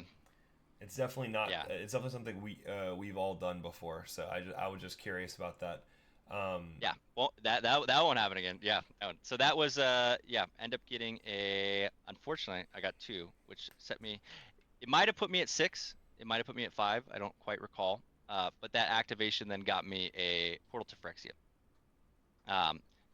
The initial activation would have got me a portal, regardless, which was the initial intent. I figure I could get a roaming throne and a portal. The portal set back the pod somewhat, but on the next turn cycle, the blue farm player said, I have a tutor in hand, I present a draw. And I was like, a tutor for what? He said, I'm going to tutor for breach. And the Tivit player said, I can either stop Magda or I can stop your tutor. I said, okay, what is your tutor? And he said, it is gamble. So I said, all right, I present that you cast gamble and we'll see if you get the breach or not. Yep, I love that part. I'm not going to play off a random, which he had kind of didn't agree to at first, but I said, yeah, it could definitely be the one you discarded. So he tutored for, gambled for breach, 5 cards in hand, rolled a 5-sided dice, and hit 5, and discarded the breach. Oh, it's so rough. Oh, it was so rough, and I'm just pretty ecstatic at this point. Tivit's turn, however, he tainted packs for a Swords to Plowshares. He had another bounce in hand, so he had bounced the portal, and then exiles almost his whole library, all his win cons away, 10 cards left in library, and gets a Swords to Plowshares for my roaming throne. Has the mana to pay for it. And So the draw gets rid of there. his. He presents a draw. I say I'm still fine. I will still potentially play this out, right? Because now I've seen a breach in the yard. Magda had been Talon Gates, so she's gonna come back. So I said, okay, my board's kind of been shattered, but so is everyone else's, and I still have a Graph Diggers out, right? So I'm not too worried about Tyam. On the next turn cycle, Tyam goes, I will present another draw, and shows a Ranger Captain of Eos, and a Solitude that he had just top decked, and says, I'm going to either Ranger Captain Blue Farm or I'm in a solitude your Magda. I said, I am okay with the 1 point draw, and we will go on to the next one. So that was kind of keeping everyone on the back burner. Yeah. 3 draws presented. Uh, Never let an opponent Bully you try to into an present a early draw one. off a gamble. Let the Yeah. gamble resolve. And if he had gotten breach, I was fine with the draw. That's kind of that prisoner's dilemma. Right. It is what it is. Um, but Yeah. but yeah, duly noted about the committing a crime. Yeah, only triggering once Yeah, per turn. no, that was That was it. absolutely the correct play though, to make them it's like you're gonna give me every scintilla of information you have. If you're gonna present a draw, holding information up's not gonna do you anything. So you're gonna tell me everything. Yeah, Absolutely. 100%. So good play there, buddy. So round 5 is a loss. It is Magda, Zach playing Magda, and then Tyam, and then hashtag, and then Tameshi. And this was Yeah, this an awful pod. yeah, all the uh, decks doing the same kind of you can't interact with me. oh, I was terrified of this pod. Oh, for sure. This was the kind of pod that I uh, do not want to sit down at Mm-hmm. in a tournament setting. At Friday Night Magic, I love this pod. This is so cool. Like, these are all commanders that I like geek out on, right? Oh But yeah. in a tournament setting, this is not what I want to see. Not on Magda. Yep, no. Yeah, especially with two decks that are on Orcish Masters. And as we found out in this game, a turn 1 Draneth um, by Tameshi.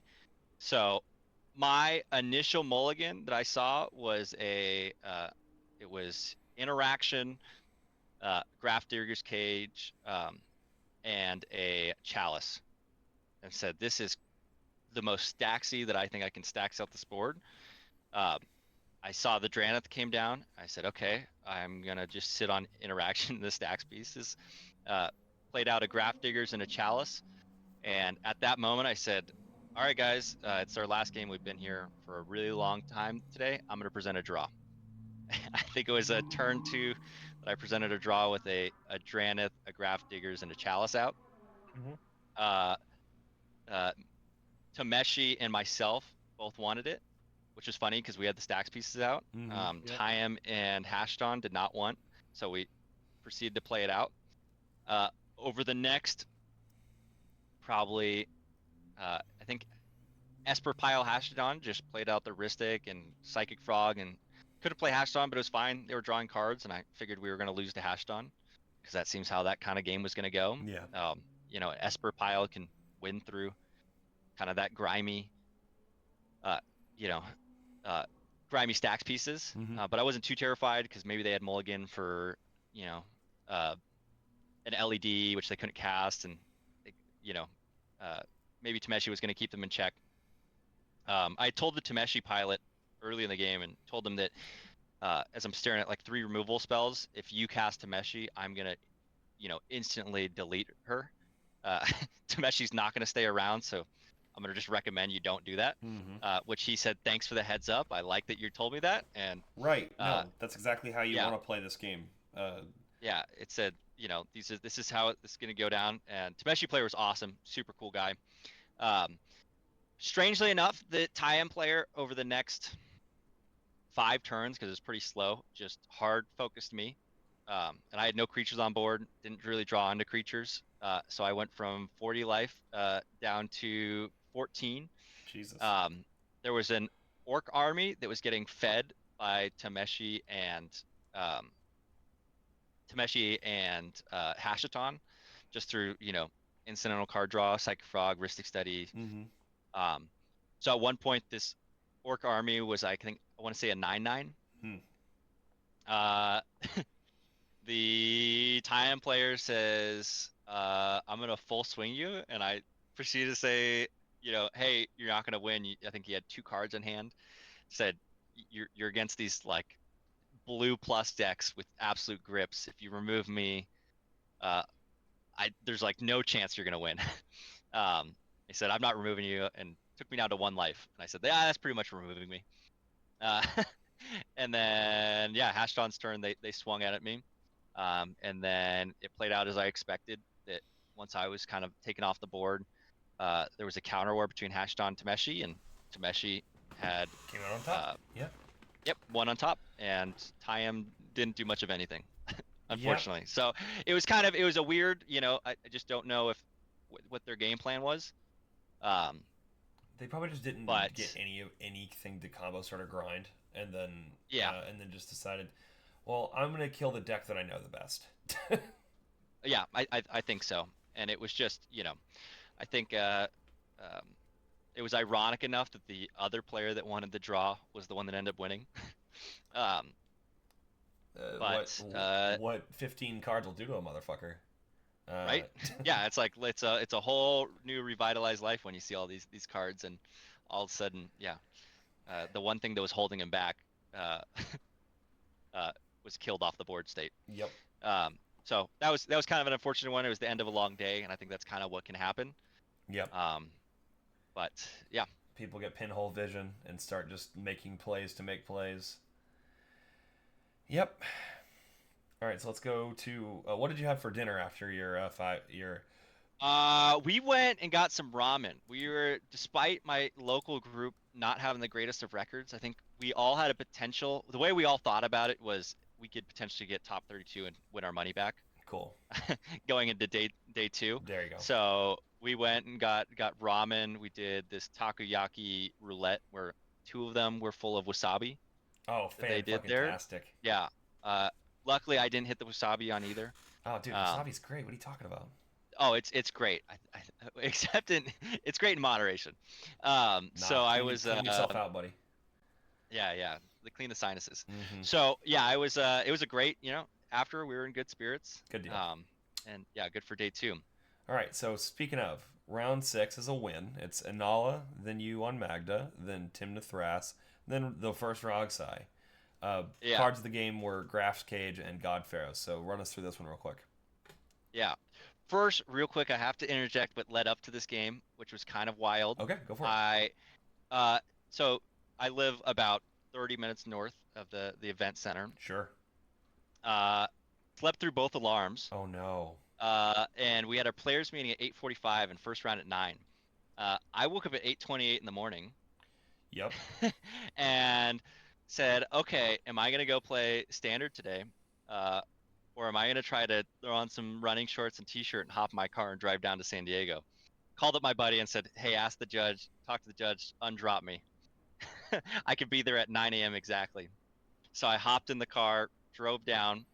When I got to the event center, and it was this like Masonic center, there was one parking spot open, and it was the Masonic treasurer parking spot. And I said, oh my God, this is a good luck. This is meant to be. So I pulled right in, parked in the treasurer spot, ran in, got undropped right at 9 o'clock. Told my buddy I parked in the treasurer spot, and I was at an all-time high and well rested because I slept in. Yeah, for sure. Very good. So I sit down this spot and I say, oh no. Right. I'm staring at Anala Rockside TNT. I think I'm probably losing this. This is I'm gonna lose on turn 1, turn 2. So I go, I sit down. I think I play a turn 1 vehicle, or no, not turn 1 vehicle. No, it was a turn 1 vehicle, and then top draw for the game. On the second turn was a Grafdigger's Cage, and I say, oh my God, it's meant to be. Right. I think this is going to keep me in this game. Drop down the Grafdiggers, the table size, priorities passed. Say, yeah, this is the only thing, I don't think Inala can win through, at least through their traditional line, can't win through a Grafdigger's Cage with their Spellseeker, reanimate line. And then breach lines on Rogsire are hosed. Yep. So there had been, some huffs and puffs about the Grafdigger's Cage. I then am able to deploy Magda and or no, it was actually turn 1 was an Artifact Dwarf, turn 2 was Magda Vehicle. So I'm feeling pretty good, and I'm staring at a Roaming Throne in hand. On the next turn cycle, the Rogside player says, hey, I don't think we're going to be able to get out from underneath this Grafdiggers. I'm gonna cast a Wheel of Fortune and try to see if we can draw something. So I say, oh, that's a bummer, but I'm also okay in some scenarios where I'm staring at 2 cards. Sure, Wheel of Fortune, great, especially if Yeah. I have a stacks piece out, Yeah. right? That's how You're I giving feel. me a fresh 7. Mm-hmm. This is great. So gives me a fresh 7. I'm able to redeploy a number of artifact dwarves, right? Mm-hmm. Um, and um, and I'm feeling pretty great. Enough that I can get to 5 treasures. I'm still looking at the board state, and it's not really a heavy creature based. Besides TNT, who didn't have too much on board. Um, but off that fresh 7, I was able to get a fast Magda activation, and I promised the table, hey, I'm not getting a win. I'm not getting Clock of Omens. Like nothing I'm getting is going to win me the game right now. Um, which it resolved. I don't think they had a way of stopping it necessarily. But then I slam a God Pharaoh statue. Um, Do you think it's which Do you think it's correct in that moment to say, um, to let priority pass and wait for someone to try to put something on the stack, and then, um, kind of argue them down with, uh, I'm not gonna win. I no, I think you have to be very communicative sometimes. I think that I was in a seeing an activation coming up, right, is Yeah. pretty scary, Yeah. and I think that everyone in their heads is thinking Clock of Omens. Uh, I think that at that point, um, and I believe that my artifact dwarf, I want to say, had gotten removed. Right. So I'm like, I can't even get Clock of Omens with what's just transpired. Right. Um, I need something that, you know, if my Graph Diggers gets bounced, that's the only thing that's holding back the floodgates. Yep. Um, and Anala and Rogsai especially, I don't think they can function through, God Pharaohs. No, not remotely. Not I don't think, I know that they can't. It's and sometimes that's a portal, but in this instance with this pod comp, it was I'm getting Godfarers and I have 2 pieces of protection. Mm-hmm. Um, over the next turn cycle, um, the uh, Godfarers gets bounced, which I am pretty worried about. They're able to bounce the Godfarers. Say, hey, if I bounce someone says if I bounce the Godfarers, can you bounce the Graph Diggers? And I'm telling the table like, hey, whoever bounces the first piece is gonna lose. Yep. Like this is you guys are It, misconstruing this right now, it's and an this is like endurance where you problem. really have to you really have to communicate to the table about people aren't doing this for the greater good, right? Like just like I need these to stick around, you guys also need these to stick around in some way, right? Unless you can get rid of both of them on your turn or you can win on the stack, don't remove it. But they kind of ignored that, so the God Pharaohs gets bounced. Thankfully, Anala is not able to deal with the Graph Diggers with what they had in their hand. Yep. Goes back to my turn. So I'm staring at, I think, not enough for a Magda activation. I'm staring at 3 treasures on board and mana, and I think 7 mana in total. Okay. And decide, all right, I don't want to cast this God Pharaohs, but I think I have to. And if I lose the game here, hard casting a God Pharaohs, it is what it is. And I tell the table like, hey, I'm gonna cast this. I want you guys to counter this. If you guys want to counter it, I'm like, uh, and eat your counter spell and you lose on your turn, so be it. And that was kind of a way of presenting that I did throughout the tournament. When I had to hard cast something, Right. was saying, yeah, use your counter spell and you will lose. Like to whoever else is gonna jam a Yep. win. Your gun's So I empty. cast the God. Right. I cast the God Pharaohs.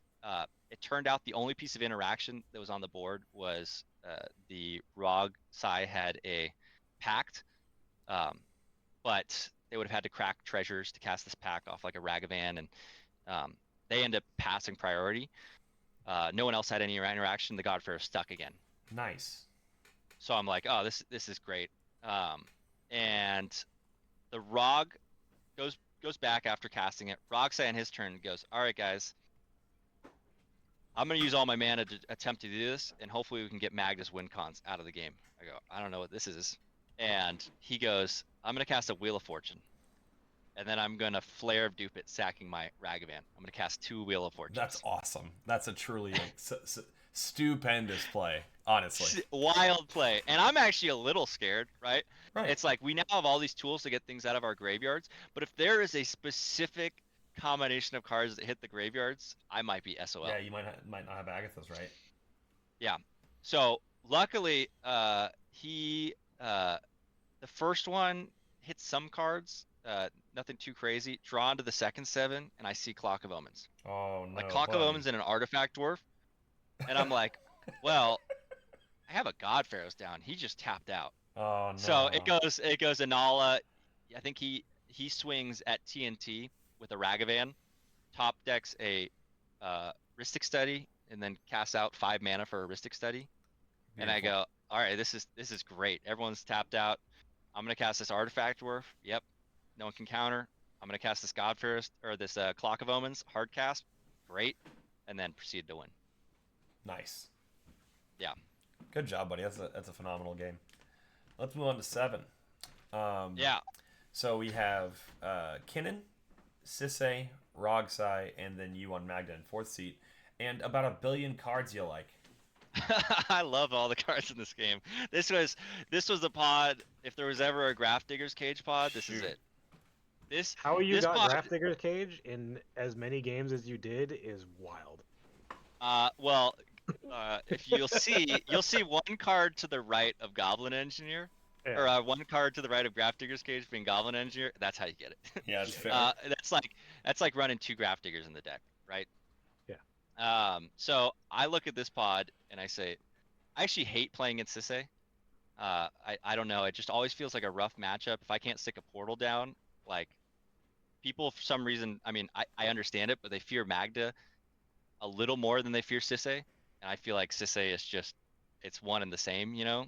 Um, I think obviously I love Magda way more because we're toolbox and we can search anything, but I'm looking at this hand and I kept the riskiest keep on this.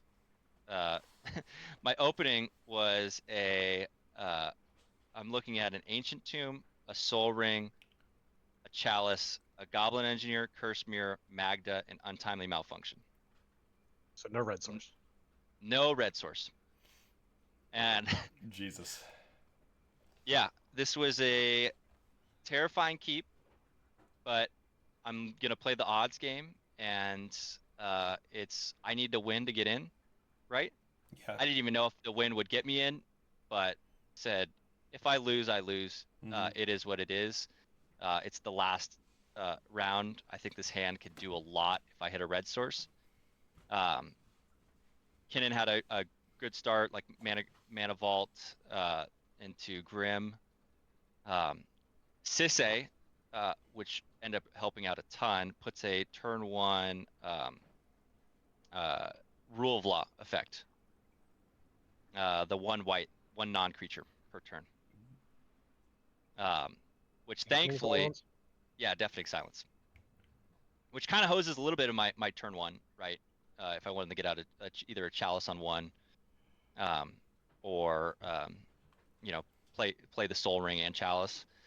But I'm kind of thankful for it. I'm pretty scared of Sisay because they're obviously going to break parity, not really have to cast non-creatures. But against Rogsai, I'm okay with it.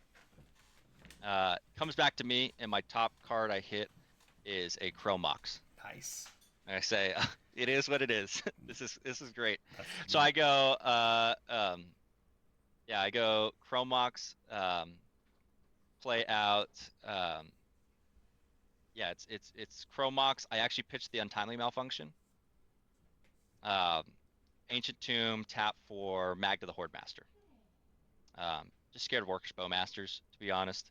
I'd rather just deploy Hordemaster early. I'm not saying 2 whites in the pod, right? So Drannith, it is what it is. But then proceeded turn 2 to go. Kinnan kept a greedy hand too. They actually were missing a mana, which kind of was the theme of their whole game. Yep. They showed at the end that they actually had if they had one other colored pip, they had the turn 2 win with Assault, Thrasios, and a Finale in hand, which was crazy, right? Yep. But they kept off the pip. Um, I turn two through that turn two cycle, end up being able to go Magda, swing other Magda, make a treasure, get Goblin Engineer, throw the Graph Diggers in the graveyard. It was kind of a decision point right there. Do I get something that wins me the game, or do I get something that makes me not lose the game? And figured, the Graph Diggers is what I need, Yep. especially with the Curse Mirror in hand. Yep. Was able to the next turn cast Curse Mirror as a Goblin Engineer through the Lifecraft engine in the graveyard. Nice. Thought that, hey, this with this hand right now, this is what's gonna keep me in it, right? It's gonna keep Magda alive.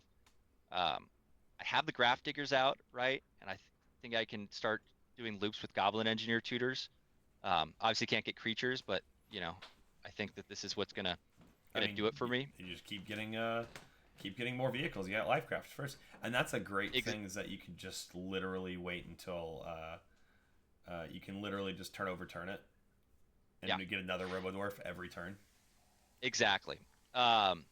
So notably, the next activation I'm able to get. So the board had kind of stalled. An Agatha Soul Cauldron came down. I was able to remove an Agatha Soul Cauldron.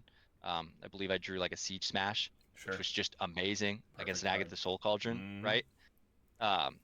Because they were gonna target my Curse Mirror on activation. Yeah, of course. Yeah, and was able to loop and then get enough pieces for a clock. Now, the idea of getting a clock was that I could start committing crimes. Was something that I don't think the table was necessarily seeing, that I could start untapping their artifacts, committing crimes with Magda out once per turn. Where did you get your clock from? Did you draw it? I believe that I used an act. It was I want to say it was an activation off of getting clock, but I didn't have the. I could have potentially waited longer to Goblin Engineer for a creature, sack the Graph Diggers. That was kind of the idea. Was hey, use this Clock of Omens activation, build up treasures, and then kind of get this cheeky win with doing a Curse Spear Goblin Engineer loop.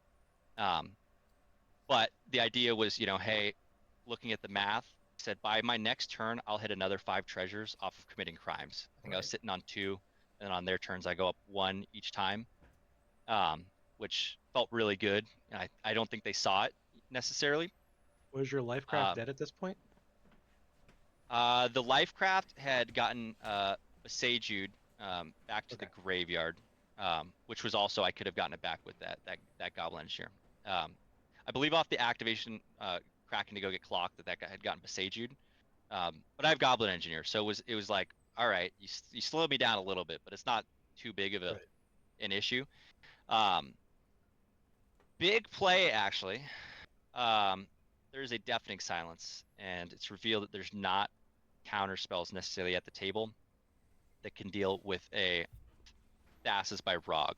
Now, notably, Rog had, I forgot to mention this, had Necroed down to 5. It was kind of just waiting on 5. And I, it started out as a value Necro for like 8 life, and then eventually they had spent a ton, but they're under a Deafening Silence and a Graph Diggers. So I'm like, well, they probably tutor for Thassa's, right? Like, I don't think that they can bounce and try to win through a Deafening Silence and a Graph Diggers, so I'm assuming they have Thassa's in hand, which notably isn't stopped by Graph Diggers, not stopped by the Rule of Law effect, right? Yeah. So I go and I tell them, hey, I can generate 5. If you try to win, I'm going to win on top of you. I will promise to not win on top of you. And they say, all right, you're not allowed to activate Magda. I said, I will never take that deal. And he's like, fine. I said, I have a toolbox deck. I will get everything in my power to not to prevent you from winning. And he's like, name a card. I said, I can name multiple cards. And it was this back and forth of, I can only tutor for a certain thing, and kind of gave him the ultimatum. Said, I will not win off like my morals, right? But I will 100% not lose. Like, and I can guarantee you that. And I said, additionally, and I think that Kinnan had revealed they had a counter spell. They had a Mind Break, but they couldn't cast it with mana. I said, if you try to go for a win right now, I will untap both of Kinnon's rocks, and I will put them on Mind Break mana, using my Clock of That's Omens. great. I've And never with heard this that definitely, before. yeah, I said you will not be able to win. It's not happening, so you're gonna have to pass. Congrats on seeing that And line though. I would never have yeah, considered that. That's awesome. yeah, I've gotten to the point like, does someone need to draw a card? If if I remove my own stacks piece, can you play the thing you need to play? Kind of tools, but like I yeah, very rarely am able to have clock on field to do clock things and not win the game. So, yeah. And I think if you can play it as a convince the table it's a value piece, I think you do enough value with it, and eventually they'll forget. Not necessarily forget, but it just stays around. And then, right. of course, on my turn, I can generate enough treasures, and then I think they realized when it finally hit my turn that it was kind of critical mass. Yep. I activated the Goblin Engineer, got the Life Craft, said, "Hey, here's the win." Yep. And yeah, but the biggest thing was that synergy between Goblin Engineer, Curse Mirror, and then Clock of Omens untapping a rock, committing crimes. I think at first I was untapping the targeting the rock size rock, because I knew he couldn't cast much, um, and then being able to kind of lock him out was what won the game. So it's something that I've thought for a long time, and it's why we were on Imperial Recruiter and Goblin Matron at once upon a time, was the amount of pressure we can take off Magda being the sole avenue to victory, or getting combo pieces other ways. The better off the deck will feel. That's why we currently play Urza's Cave. That's currently why we play.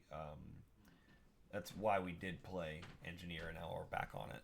So it's just something. It's just something to consider when you're building the deck. Is that you literally want to reduce the amount of funneling to Magda as humanly possible without reducing your overall card quality. Definitely. And notably, Engineer doesn't die to Bowmaster either, which is nice. Yep. All right, let's move on to top six. This was your how far? What was your seed? I was the 15th seed, so I lucked Bruh. out completely that people were playing to win, and the people that didn't need to win won. The people that I needed to lose lost. Beautiful. And it worked out just, you know, throwing the string of wins on day two, having that one win, two draws on day one, set me up just perfectly that the win got it in. My buddy called me and he said, "Oh my God, I just did the math. It worked out." I said, "What do you mean?" And he said, "It worked out. You got the 15th seed." So Nice. Yeah. yeah, I bubbled out of the play to win tournament the same weekend you won, right? Or was it last week? bummer. Yeah. Oh, it's totally fine. That I would have been playing probably 2 games against Karakashima had I kept winning. And they were like 2 hours behind by the time we got to top 16. We went to Texas Roadhouse and drank beer. Nice. I won that night for sure. Yeah. Oh, 100%. Yeah, That's how I felt eating ramen the first night. Yeah. So let's move into top 16. This is a really interesting pod. So we have yeah, right.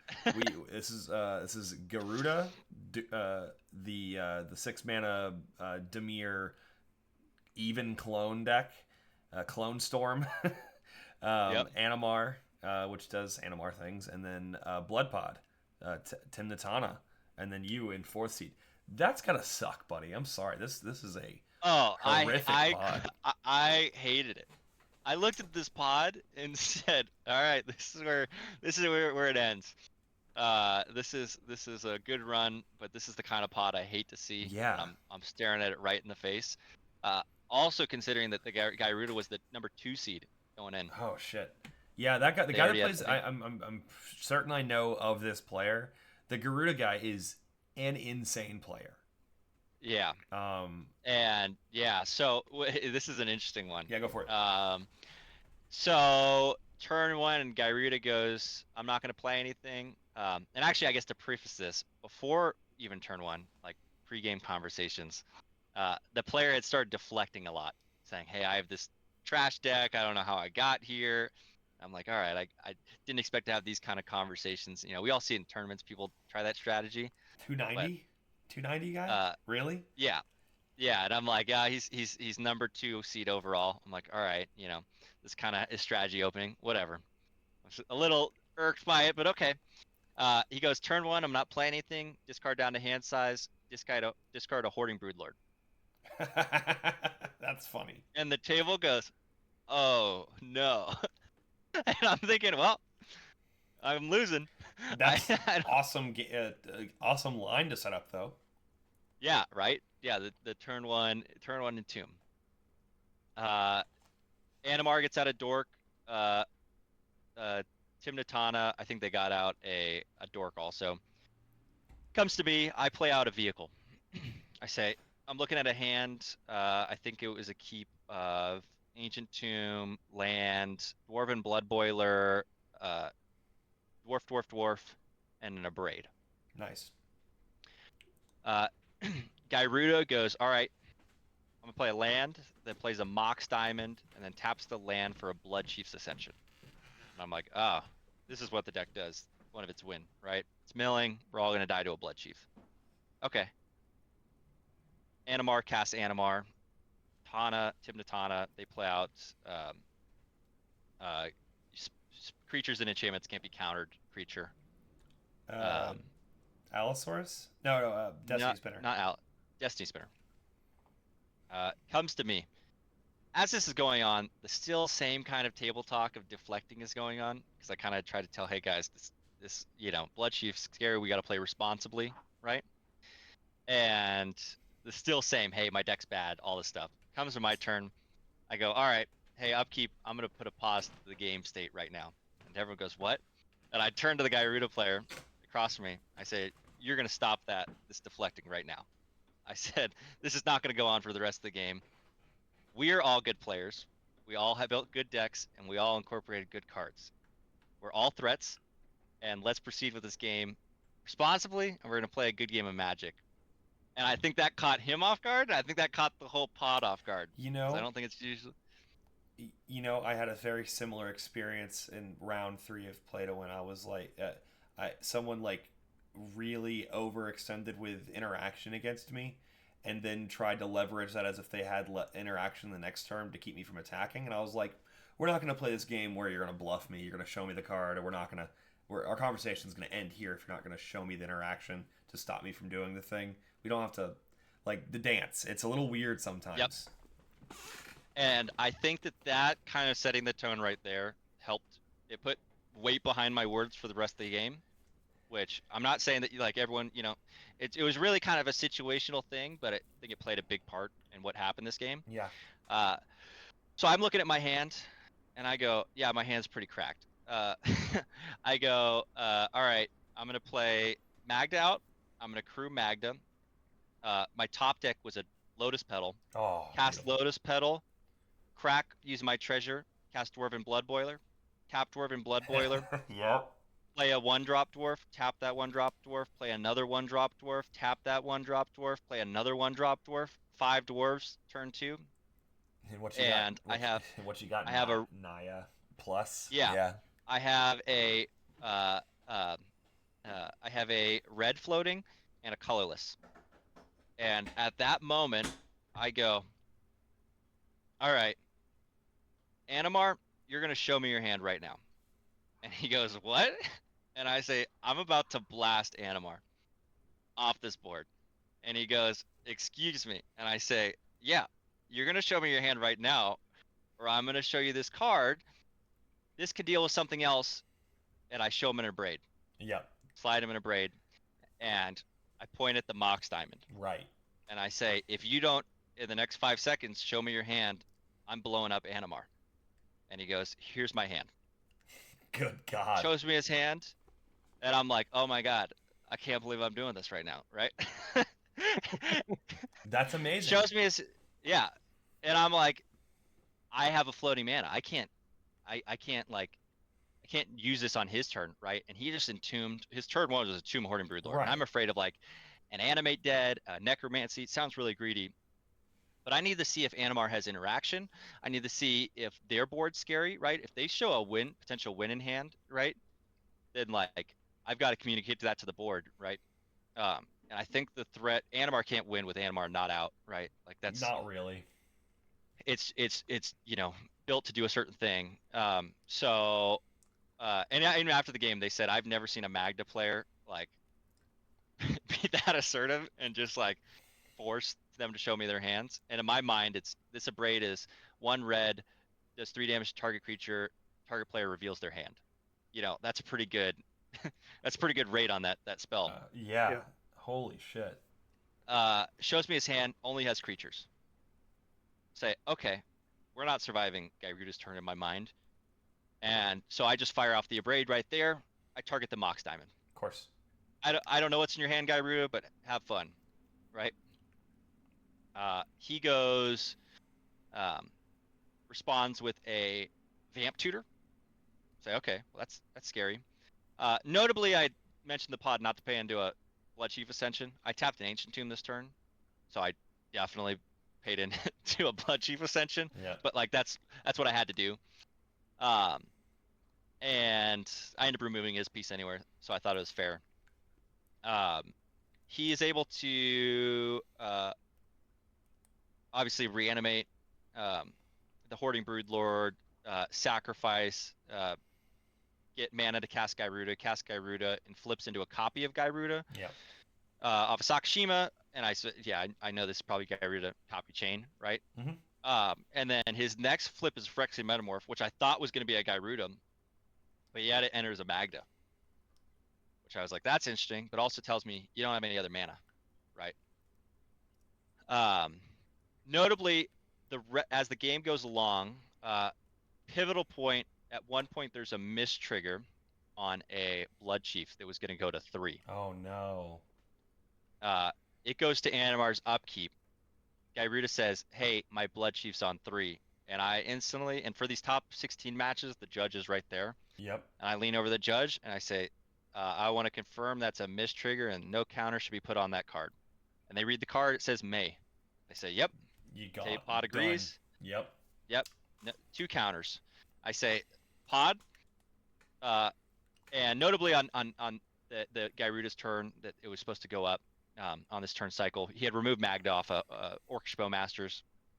I was able to recast Magda, which got it up to 2.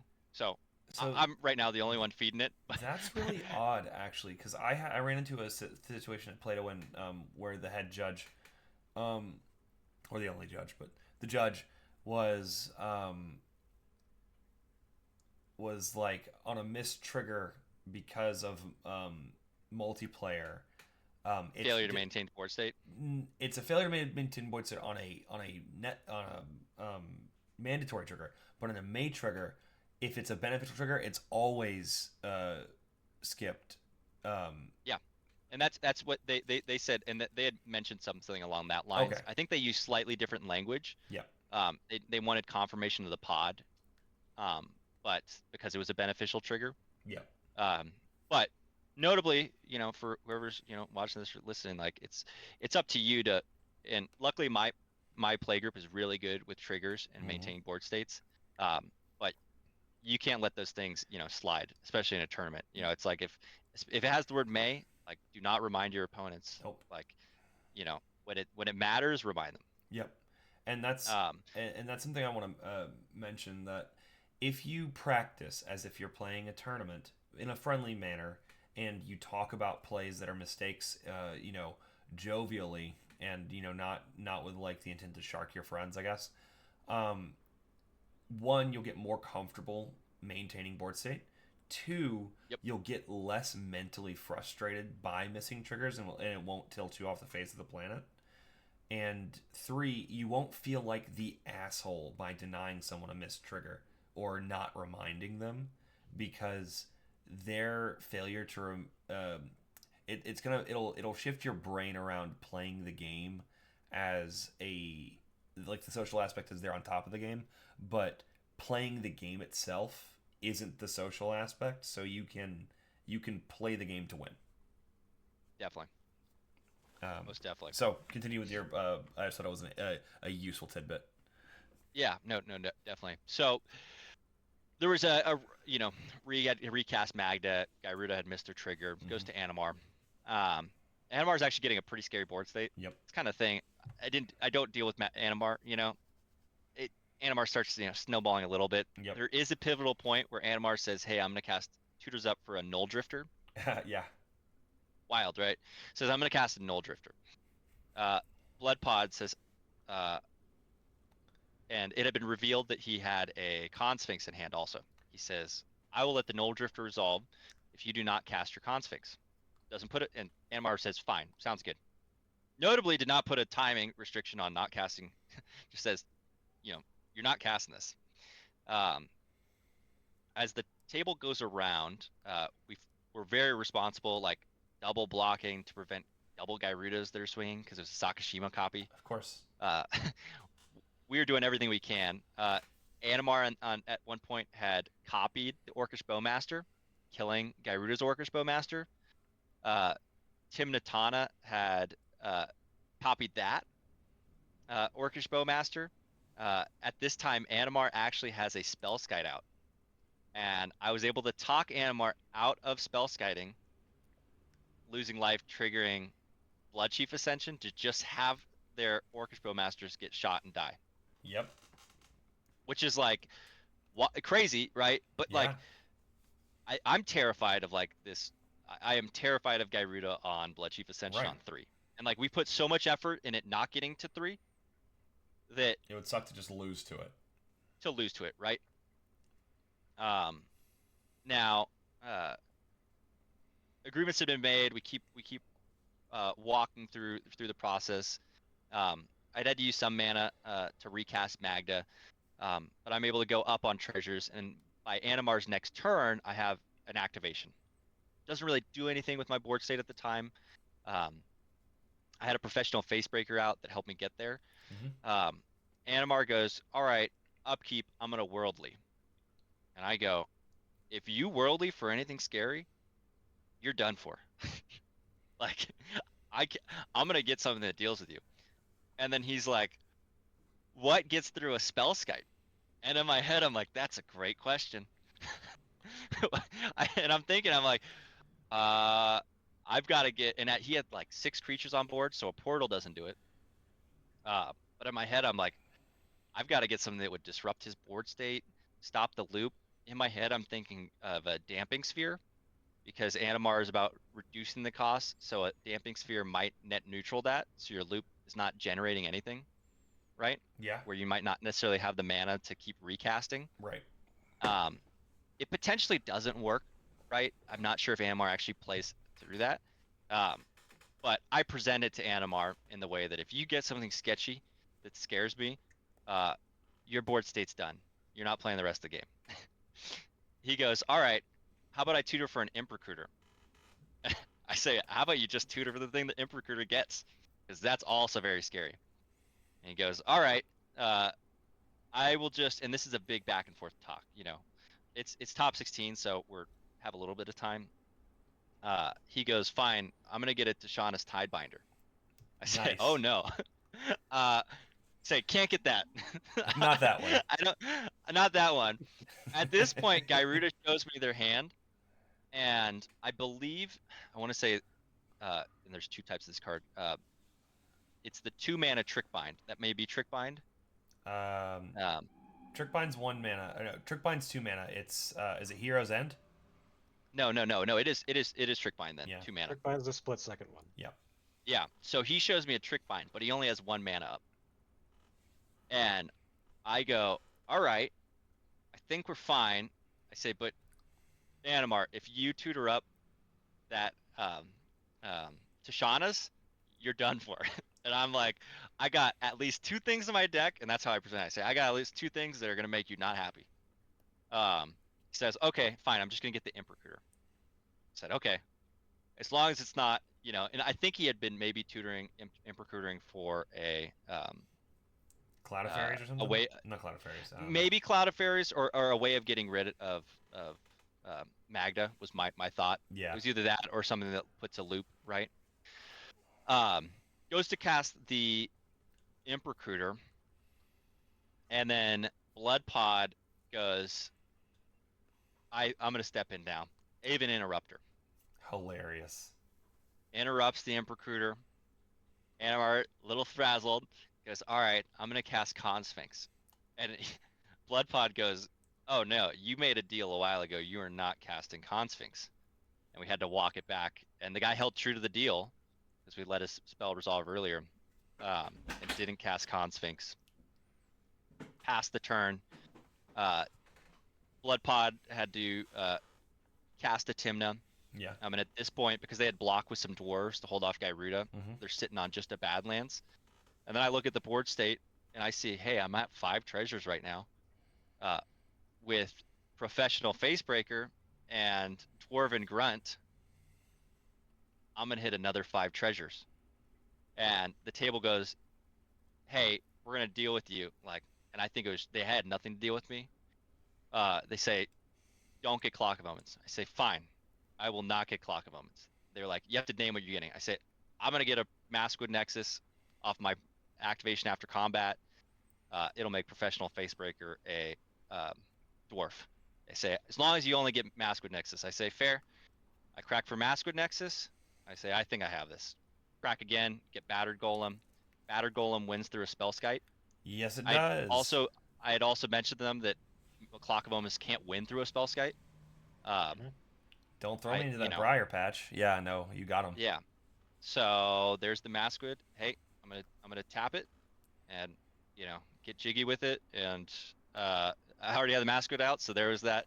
Your guys' favorite card, Reckless Fireweaver, and that was the win. Um. Hmm. I'm wondering. This is just for food for thought. Could you have won without Fireweaver there? Uh, in trying to think in what as far as looping, um, potentially, yeah. I mean, if you're looking at infinite mana, right? Well, first off, I can loop everyone out. You have infinite Um, searches, right? yeah, I have infinite searches. Oh, then you can just draw your deck with PFB, and this is on your turn in main 2, right? Yeah. Okay, so you can just draw your deck with PFP until you get a Shatter to kill until you get Siege Smash to kill Spellskite, and then you could have won with the Yeah. So if Reckless Fireweaver had been exiled, like I think that's the only scenario where I don't go for that line, yeah. right? There are other lines, and I think that yeah, once you have infinite mana, right? You can do a lot of different things. Well, you just tutor out Plundering Barbarian, remove Spellskite, then do whatever you, and then loop Yeah, Lightning Bolt. which is a dragon. Yeah. Yeah, no, So that's easy, even simpler. Yeah. yeah, Just saying, you don't need yeah.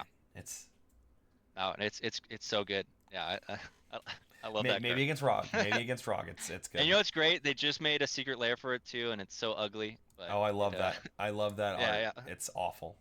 All right, so yeah. let's go to your final. This is Rogsai, Derevi, Timnacrom. Oh, it should be Rog Thrast. Maybe I Rog, you read are it wrong. totally right, and I remember making that mistake initially and forgetting to fix it. Give me a second. How dare you? Yeah. Fuck it, we'll do it live. I see Tanglewire. Yeah. Oh yeah. Talk to us about it. I love me some Tanglewire. Yeah. But so I Rog have to Thrast, preface Derevi. this. Yeah. Yeah. I have to preface with what happened in this game, which I have never seen on a game of Magda. I've seen it once when I was playing Nadu, but a blue farm. So the turn cycle goes. I'm in last seat because I was the 15th seat coming in. So it's kind of tough, seeing a seat 4 to another seat 4. Mm-hmm. Blue farm goes turn 1 Sarah's Ascendant. And what's wild is this blue farm player is actually also a San Diego local. Mm-hmm. So he's a really good player. I think he's like Elo. He's like top 20 players. Mm-hmm. So I go, interesting enough, I didn't know you were on. Didn't know you were on Sarah's Ascendant, but that's cool, right? Not swinging my way, right? Is what I'm thinking. The Rog Thrast player who shout out to him. He gave me kudos. I believe he's one of the moderators in this Discord also. Previous Yeah, Magda. yeah, it's a Yeah, Pitbull. Yeah, yeah, dude's a goat. yeah. He, I think had he not in the pod, been in the pod, I think my chance of winning would have gone up significantly. Yeah, you told me Uh, that Magda play. We like during our tutoring, we definitely tell people to play against Magda so you can get good at beating it for the mirror match. Yeah. yeah. So he goes. I go. I think turn one Magda. Mm-hmm. We see the Sarah's Ascendant come down, and because I had kept a gemstone, and I'm thinking I'm looking at my opening hand, and it's uh, turn one Magda, turn two Zorn, turn three Curse Mirror, copy Zorn. Fantastic. Yeah, and I'm like, this is the kind of hand that's gonna stabilize me in this kind of game. I'm gonna jam it. I'm gonna try to win. They're gonna interact with each other. We're gonna see where this goes. Uh, Rogthras goes, all right, I'm gonna Mockingbird your Sarah's Ascendant. Then Blue Farm says, you want to make a Sarah's Pact? I say, look over across. I said, what? I say, how about we kill Magda? I go, excuse me? What is the Sarah's Pact? And Penguin goes, yeah, sounds good. We'll kill Magda and we'll continue the game. I go, oh no. And the next 4 turns, they hit me for 36. Dude. I go, guys, I know this blue farm. You're just feeding into the scariest Adnaz, Necropotence. Like, I don't know why this is a deal, right? Uh, they get me down to 4 life. I'm sitting at 4 life going into because that was a turn 2 swing, turn. Yeah, so it's my turn 4 at 4 life. 12 damage a turn. I am terrified. uh, I go, all right, I'm gonna cast this curse mirror, guys. Uh, and it had been provided knowledge. Derevi shows me a pact, and he says, I can't let that resolve. And I say, I would gladly have you time walk yourself, and you're going to lose to one of these other 2 decks. So be my guest. He goes, oh, all right. Doesn't counter it. The curse mirror resolves. I have 5 treasures. I crack, and I get a Tangle Wire. I'm looking at the board, and I think that, all right, it's scary, right? Um, but I believe that Blue Farm had, I'm trying to think of what the board state was, but it was enough with permanents out that I could tap down permanents and their mana. And that seemed more beneficial at the time than just getting rid of creatures. Just reading it. Now, Tangle Wire could get bounced, but I'd also told the other players whoever bounces Tangle Wire will also probably lose. And they kind of realized that also. The first to bounce it is probably the first to lose. Right. Stick the Tangle Wire. Through the next turn cycle, I get another 5. I'm able to crack for a portal to Phyrexia. Set them back. Enabling me to crack this was a flying vehicle. I believe it was a smuggler's copter. Looter Scooter. Yeah. And so luckily I had this flying creature, right? Well, going into Blue Farm on their turn after no creatures, they had enough mana. They elect to recast Crom. Go, all right, I'm going to swing at Magda. Go, all right, well, I have to crew it. I have to block with my vehicle. And I'm hanging on by a thread. I get another activation after the board's been kind of established again. Yeah. I go, all right, I'm going to Sculpting Steel. It's going to be another portal to Phyrexia. And set him back. At this point, and I'm at this point, I'm not winning. I'm just trying to stay alive. Yeah. This is a wild back and forth. Crom goes, Blue Farm goes, all right, I have an LED. I will crack this LED, recast Crom, and kill Magda. But I need you, the other 2 players, to promise that you guys will time walk yourselves, not play anything, not play lands for 6 turns. And the table goes, what? And I say, all right, that's a horrible deal because I'm dying. I say, you're not going to win from under this, and you guys should not agree to time walk yourselves. We should just pass. We should continue playing Magic. And people looking on, that conversation went on for a while. He elects to not crack it to kill me. Goes to my turn, Wild. and at this turn I have one card in hand, and if the card in hand that I have is a Clock of Omens. I say, oh no, that's the only card I have. At this point, I know that Derevi has a pact negation, and there have been some chatter that I think that another player has a pact. So I look at the Derevi and I say, again, I'm going to cast this with an intent that you're going to counter this and you're going to time walk yourself. Like, I don't care. I'm probably going to lose. So we can both lose this game. Priority passes, priority passes, priority passes. My clock resolves. And I go, oh my God, I just hard classed Clock of Oven through 2 pieces of counter magic. I'm like, I might get this, right? I'm able to go to another. There had been some chatter on the table that there was other pieces of interaction. Mm-hmm. And they have to just keep recasting creatures. They're kind of set back because I keep just slamming them with portals. I go back up to potentially 5, which Rogthras had pointed out. Rogthras is, mentioned the table. Hey, I'm sitting on an expedition map. I can deal with uh, I can deal with the Clock of Omens, right? In my head, he's like, but I need backup because he will have enough mana to put a second activation on the stack. And I'm like, damn it. Of course, he can see that, that second activation. Yeah, no. Unfortunately, Pigeon knows those lines. Yeah. Yep. Derevi says, I have a piece of interaction. I see, oh, he has got white mana over there. It's probably swords, right? Draw for turn, top deck Chalice of the Void. And I go, all right, I'm going to try to jam this and see if he misses it, doesn't notice this. So I go Chalice on 1. Because he had it eluded. And as priorities being passed, the table realizes, oh, we have to try to cast it right here. So they're able to Besage you, essentially use on that stack, go try to Besage you the clock, and use up multiple pieces of interaction. Get stopped right there. Unfortunately, it was, I kind of had to go for it. I didn't have anything else really to do. No, it sounds about right. These portals are animating creatures too every turn. So I had gotten a Sarah's Ascendant that had got me some life back. I faced a big challenge at 4 life, and there was a Lotho.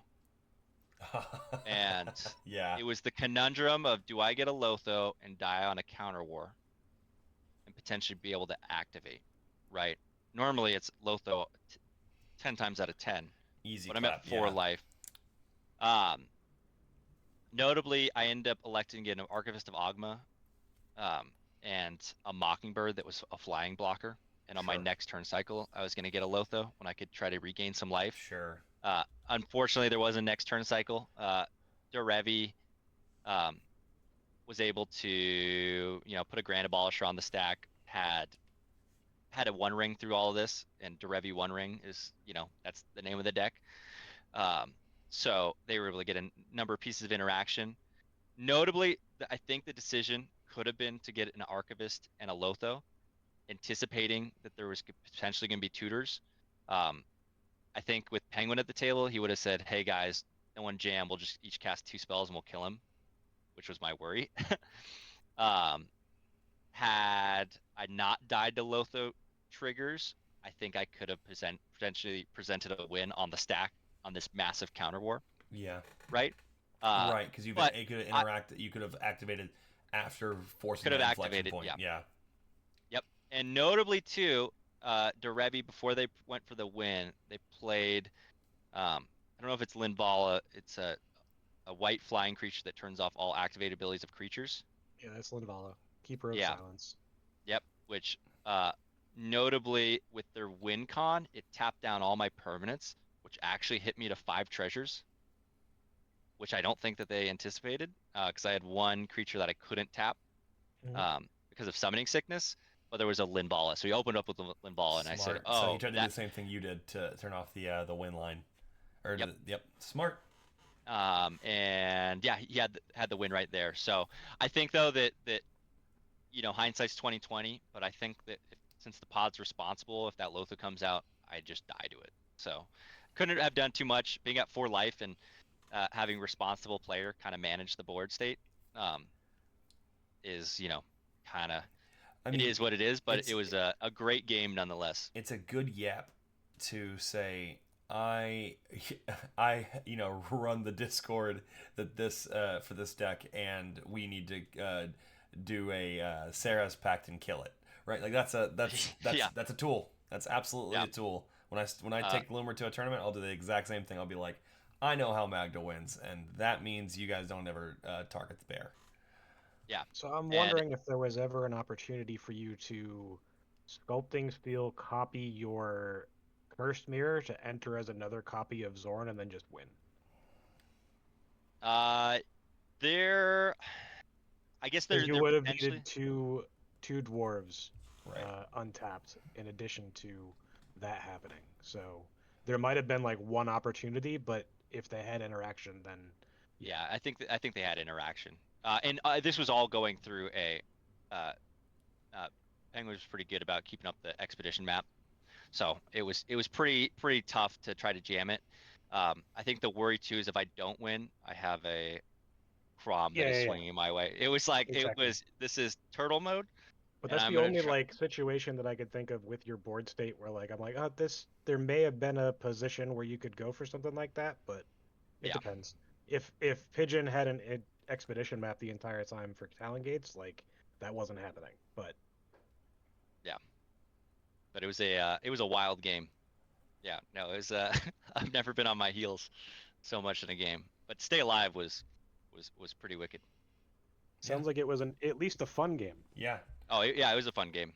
Especially, and you should feel very gratified for having worked your way out of that like severe deficit at the beginning. Definitely. Yeah, All right. taking 36 damage from two Sarah Ascendants, no thanks. Yeah, no, I'm good. So let's talk final thoughts before we call this for a night, because it's been about 3.5 hours or 2.5 hours rather. So, um, if you could take a different, changing some cards on the margins to tackle the exact games that you'd played, what would you do differently? I honestly I can't say that I would change too much. Fair. I think that what I brought and the keeps I had on sevens and sixes, they worked. Um, the biggest thing was to get to that point was politicking. I think the cards kind of played. Those cards didn't necessarily just win me the game. Um, being able to see, for instance, the Animar hand, Yep. force out, looking at their hand, the card's a braid, right? But the Yep. fact that I got to see an entire player's hand from an braid, Is insane. um, yeah, right. Getting you know spells to resolve with counter spells up, right? Just through talking them through. Like if you present the card in a certain way, it's uncounterable, right? And Yeah. and that's pretty wild. So I think that there's definitely room for different scenarios where potentially having another card feels better, maybe. Um, but I think the emphasis is put towards how are you changing those situations so Yep. that those cards have more than just what's read on the text line. Right. Yeah. No. Sometimes you need the telepathy. Yep. um. So it sounds like at the beginning of the first couple of rounds, and I think I see this a lot in early games in the tournaments I've played, is that your worst enemy is the worst player in the pod and not knowing how to judo them, because Oh you're on yeah, board. 100%. Yeah, I think that the problem is that in lower pods, players are scared and they don't have any trust, which is Right. fine, right? But it's really hard to sometimes you want to not lose. Um, and with scared not trusting podmates, that usually results in a loss. I can't counter too much on the stack, so I can't, freelance it. So I Right. kind of need the pod to organize and walk through things. And Hmm. if I can't like rely on the guy next to me for, getting through the guy across from me's turn, then that's where that's kind of a struggle. I Magda is both easier and more difficult based on you having stronger opponents right. Yeah. at the And same time, yeah, and it's very awkward. it's a very Oh yeah. fun like yeah, it's like a bell curve that turns into it's like a bell curve. Yeah. It gets a little bit easier until it gets until you play someone who helped pioneer the deck. Uh, um, so I mean, it sounds like you mold responsibly.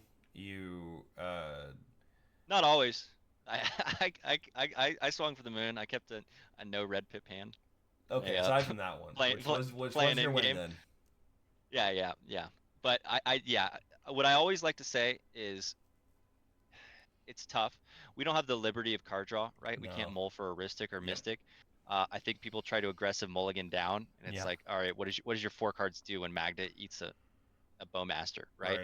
Right. I think that we are looking again at the top 10 to 12 cards of our library, Mm-hmm. right? If I'm only looking at the top 6 to 8 cards of my library, that's a pretty big feels bad. Right. Now I will aggressively mulligan where I may barf out my hand early and feel pretty good. And you know, if I eat a mind break trap, it is what it is, right? But it's tournament meta and people keep greedy hands. And I think that's how you sometimes have to play it. But then sometimes you also need to know when to keep a hand that helps you not lose. It's one of the million graph diggers or goblin engineer to get graph diggers. Yeah. Absolutely. I'm definitely feeling better about keeping the engineer as like my like one slower piece, right? Yeah. So are there any cards you're looking forward to testing? Um, I'd like to test the 3 mana copy effect. I think that potentially has room to play around Oh, in the RTF. deck list. Yeah, or in the favor. Um, Um, uh, it's I got to see what I gotta go off of yeah. on that, right? It's kind of like I got to take a card out. So then Right. it's ultimately seeing what leaves the deck. What's your least favorite Um, stacks piece, effectively? Yeah. yeah. Um, you know, it's kind of what is my game plan going in? If am I trying to jam an early stacks piece Yeah. and keep a greedy hand that way? I kind of try to keep it again, like I said earlier, balanced, kind of 50-50-50. So some early stacks, some heavy pieces, a good amount of interaction, but not hand where I'm only interacting. Yeah. So yeah, Fridays I will try to like play if I'm not playing on another deck. I'll try to test out new stuff, Mm-hmm. hoping that some cool cards come out in the future. Well, we Hoping we thought get some. Aetherdrift gave us not necessarily a bounty, but it was certainly two very delicious courses, right? Oh yeah, no, I Um, agree. and Burner Rocket looks okay if you're interested in that. It looks all right. Yeah, Yeah, I don't know. I think the flash speed is kind of that's just like okay. Yeah, people are already looking at you by the time you're getting to the point that a vehicle would get you there. yeah. Um, I had that. That was a cut in the list, but it was ultimately like it didn't make it over other cards when I was weighing them right. out at 1 a.m. the night before. So right now, let's say West Coast meta or West Coast tournament meta. How are you feeling about Magda's placement? I mean, after this one, I'm feeling pretty good. I Right. think that it does a really good job. Uh, it can do a really good job in the current meta uh, of muddied board states. Yep. You see these rounds go, over an hour, 90 Mm-hmm. minutes overtime because people are trying to jam wins. I think that what Magda can do is you can set your hand down, right? And you can watch the board. I Right. think that sometimes players, I mean, when I was playing, let's say when I was playing, I've played Hashaton, I've played the new Niv Mizzet, and you end up with this, you know, big hand, and you're playing to what your opponent's doing based off what you have. Magda, it's your greatest tools, right, are that you can play on a different axis, but you can also communicate to your opponents. Yeah. And you gotta establish a clear line of communication of what axis you're playing on, how it helps them. And the best scenario is when you're always Bob the Builder, but you're never building anything, and everyone just has to go through until you hit the point where take a look at the board state and realize that, yeah, I think this is where I go for it. Yep. Yep. And I think that's where, it's kind of like what my buddy said. He said, if you want to go and have fun, uh, you know, if you want to go and have fun, play Hashdon. But if you want to win games, go and play Magda. Yep. And I second that. Put down your cards and get the die out. Get the die out even, and just put it on top of your cards, and they're gonna think you're F6, and you're gonna make better assessments and communicate better if you're not doing it from behind a hand of potential interaction. Definitely.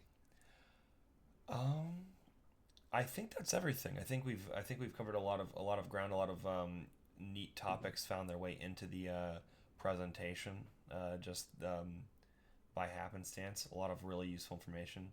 Zach, thank you so much for giving us your Wednesday night to talk about this, and congratulations again for doing the Dwarf proud. Thank you. Yeah, thanks for having me. And it was a good fun run. Yeah, absolutely. And stick around and be vocal about what you're interested in, what you're trying, because we see a lot of grinders that are very good, awesome brewers, but their philosophy on the deck doesn't permeate the kind of Socratic seminar that is Gen Chat, and and I'm always interested in people that are, one, doing well, and two, coming from a strong place from their deck philosophy and explaining why a certain direction makes sense, because I want good ideas to win out, right? So definitely. Thank you again for being here. Show, thank you for being here and popping in. And I think you're welcome. I think this is the least I've talked in anything we've ever done. I know. Was I on topic, or were you just tired?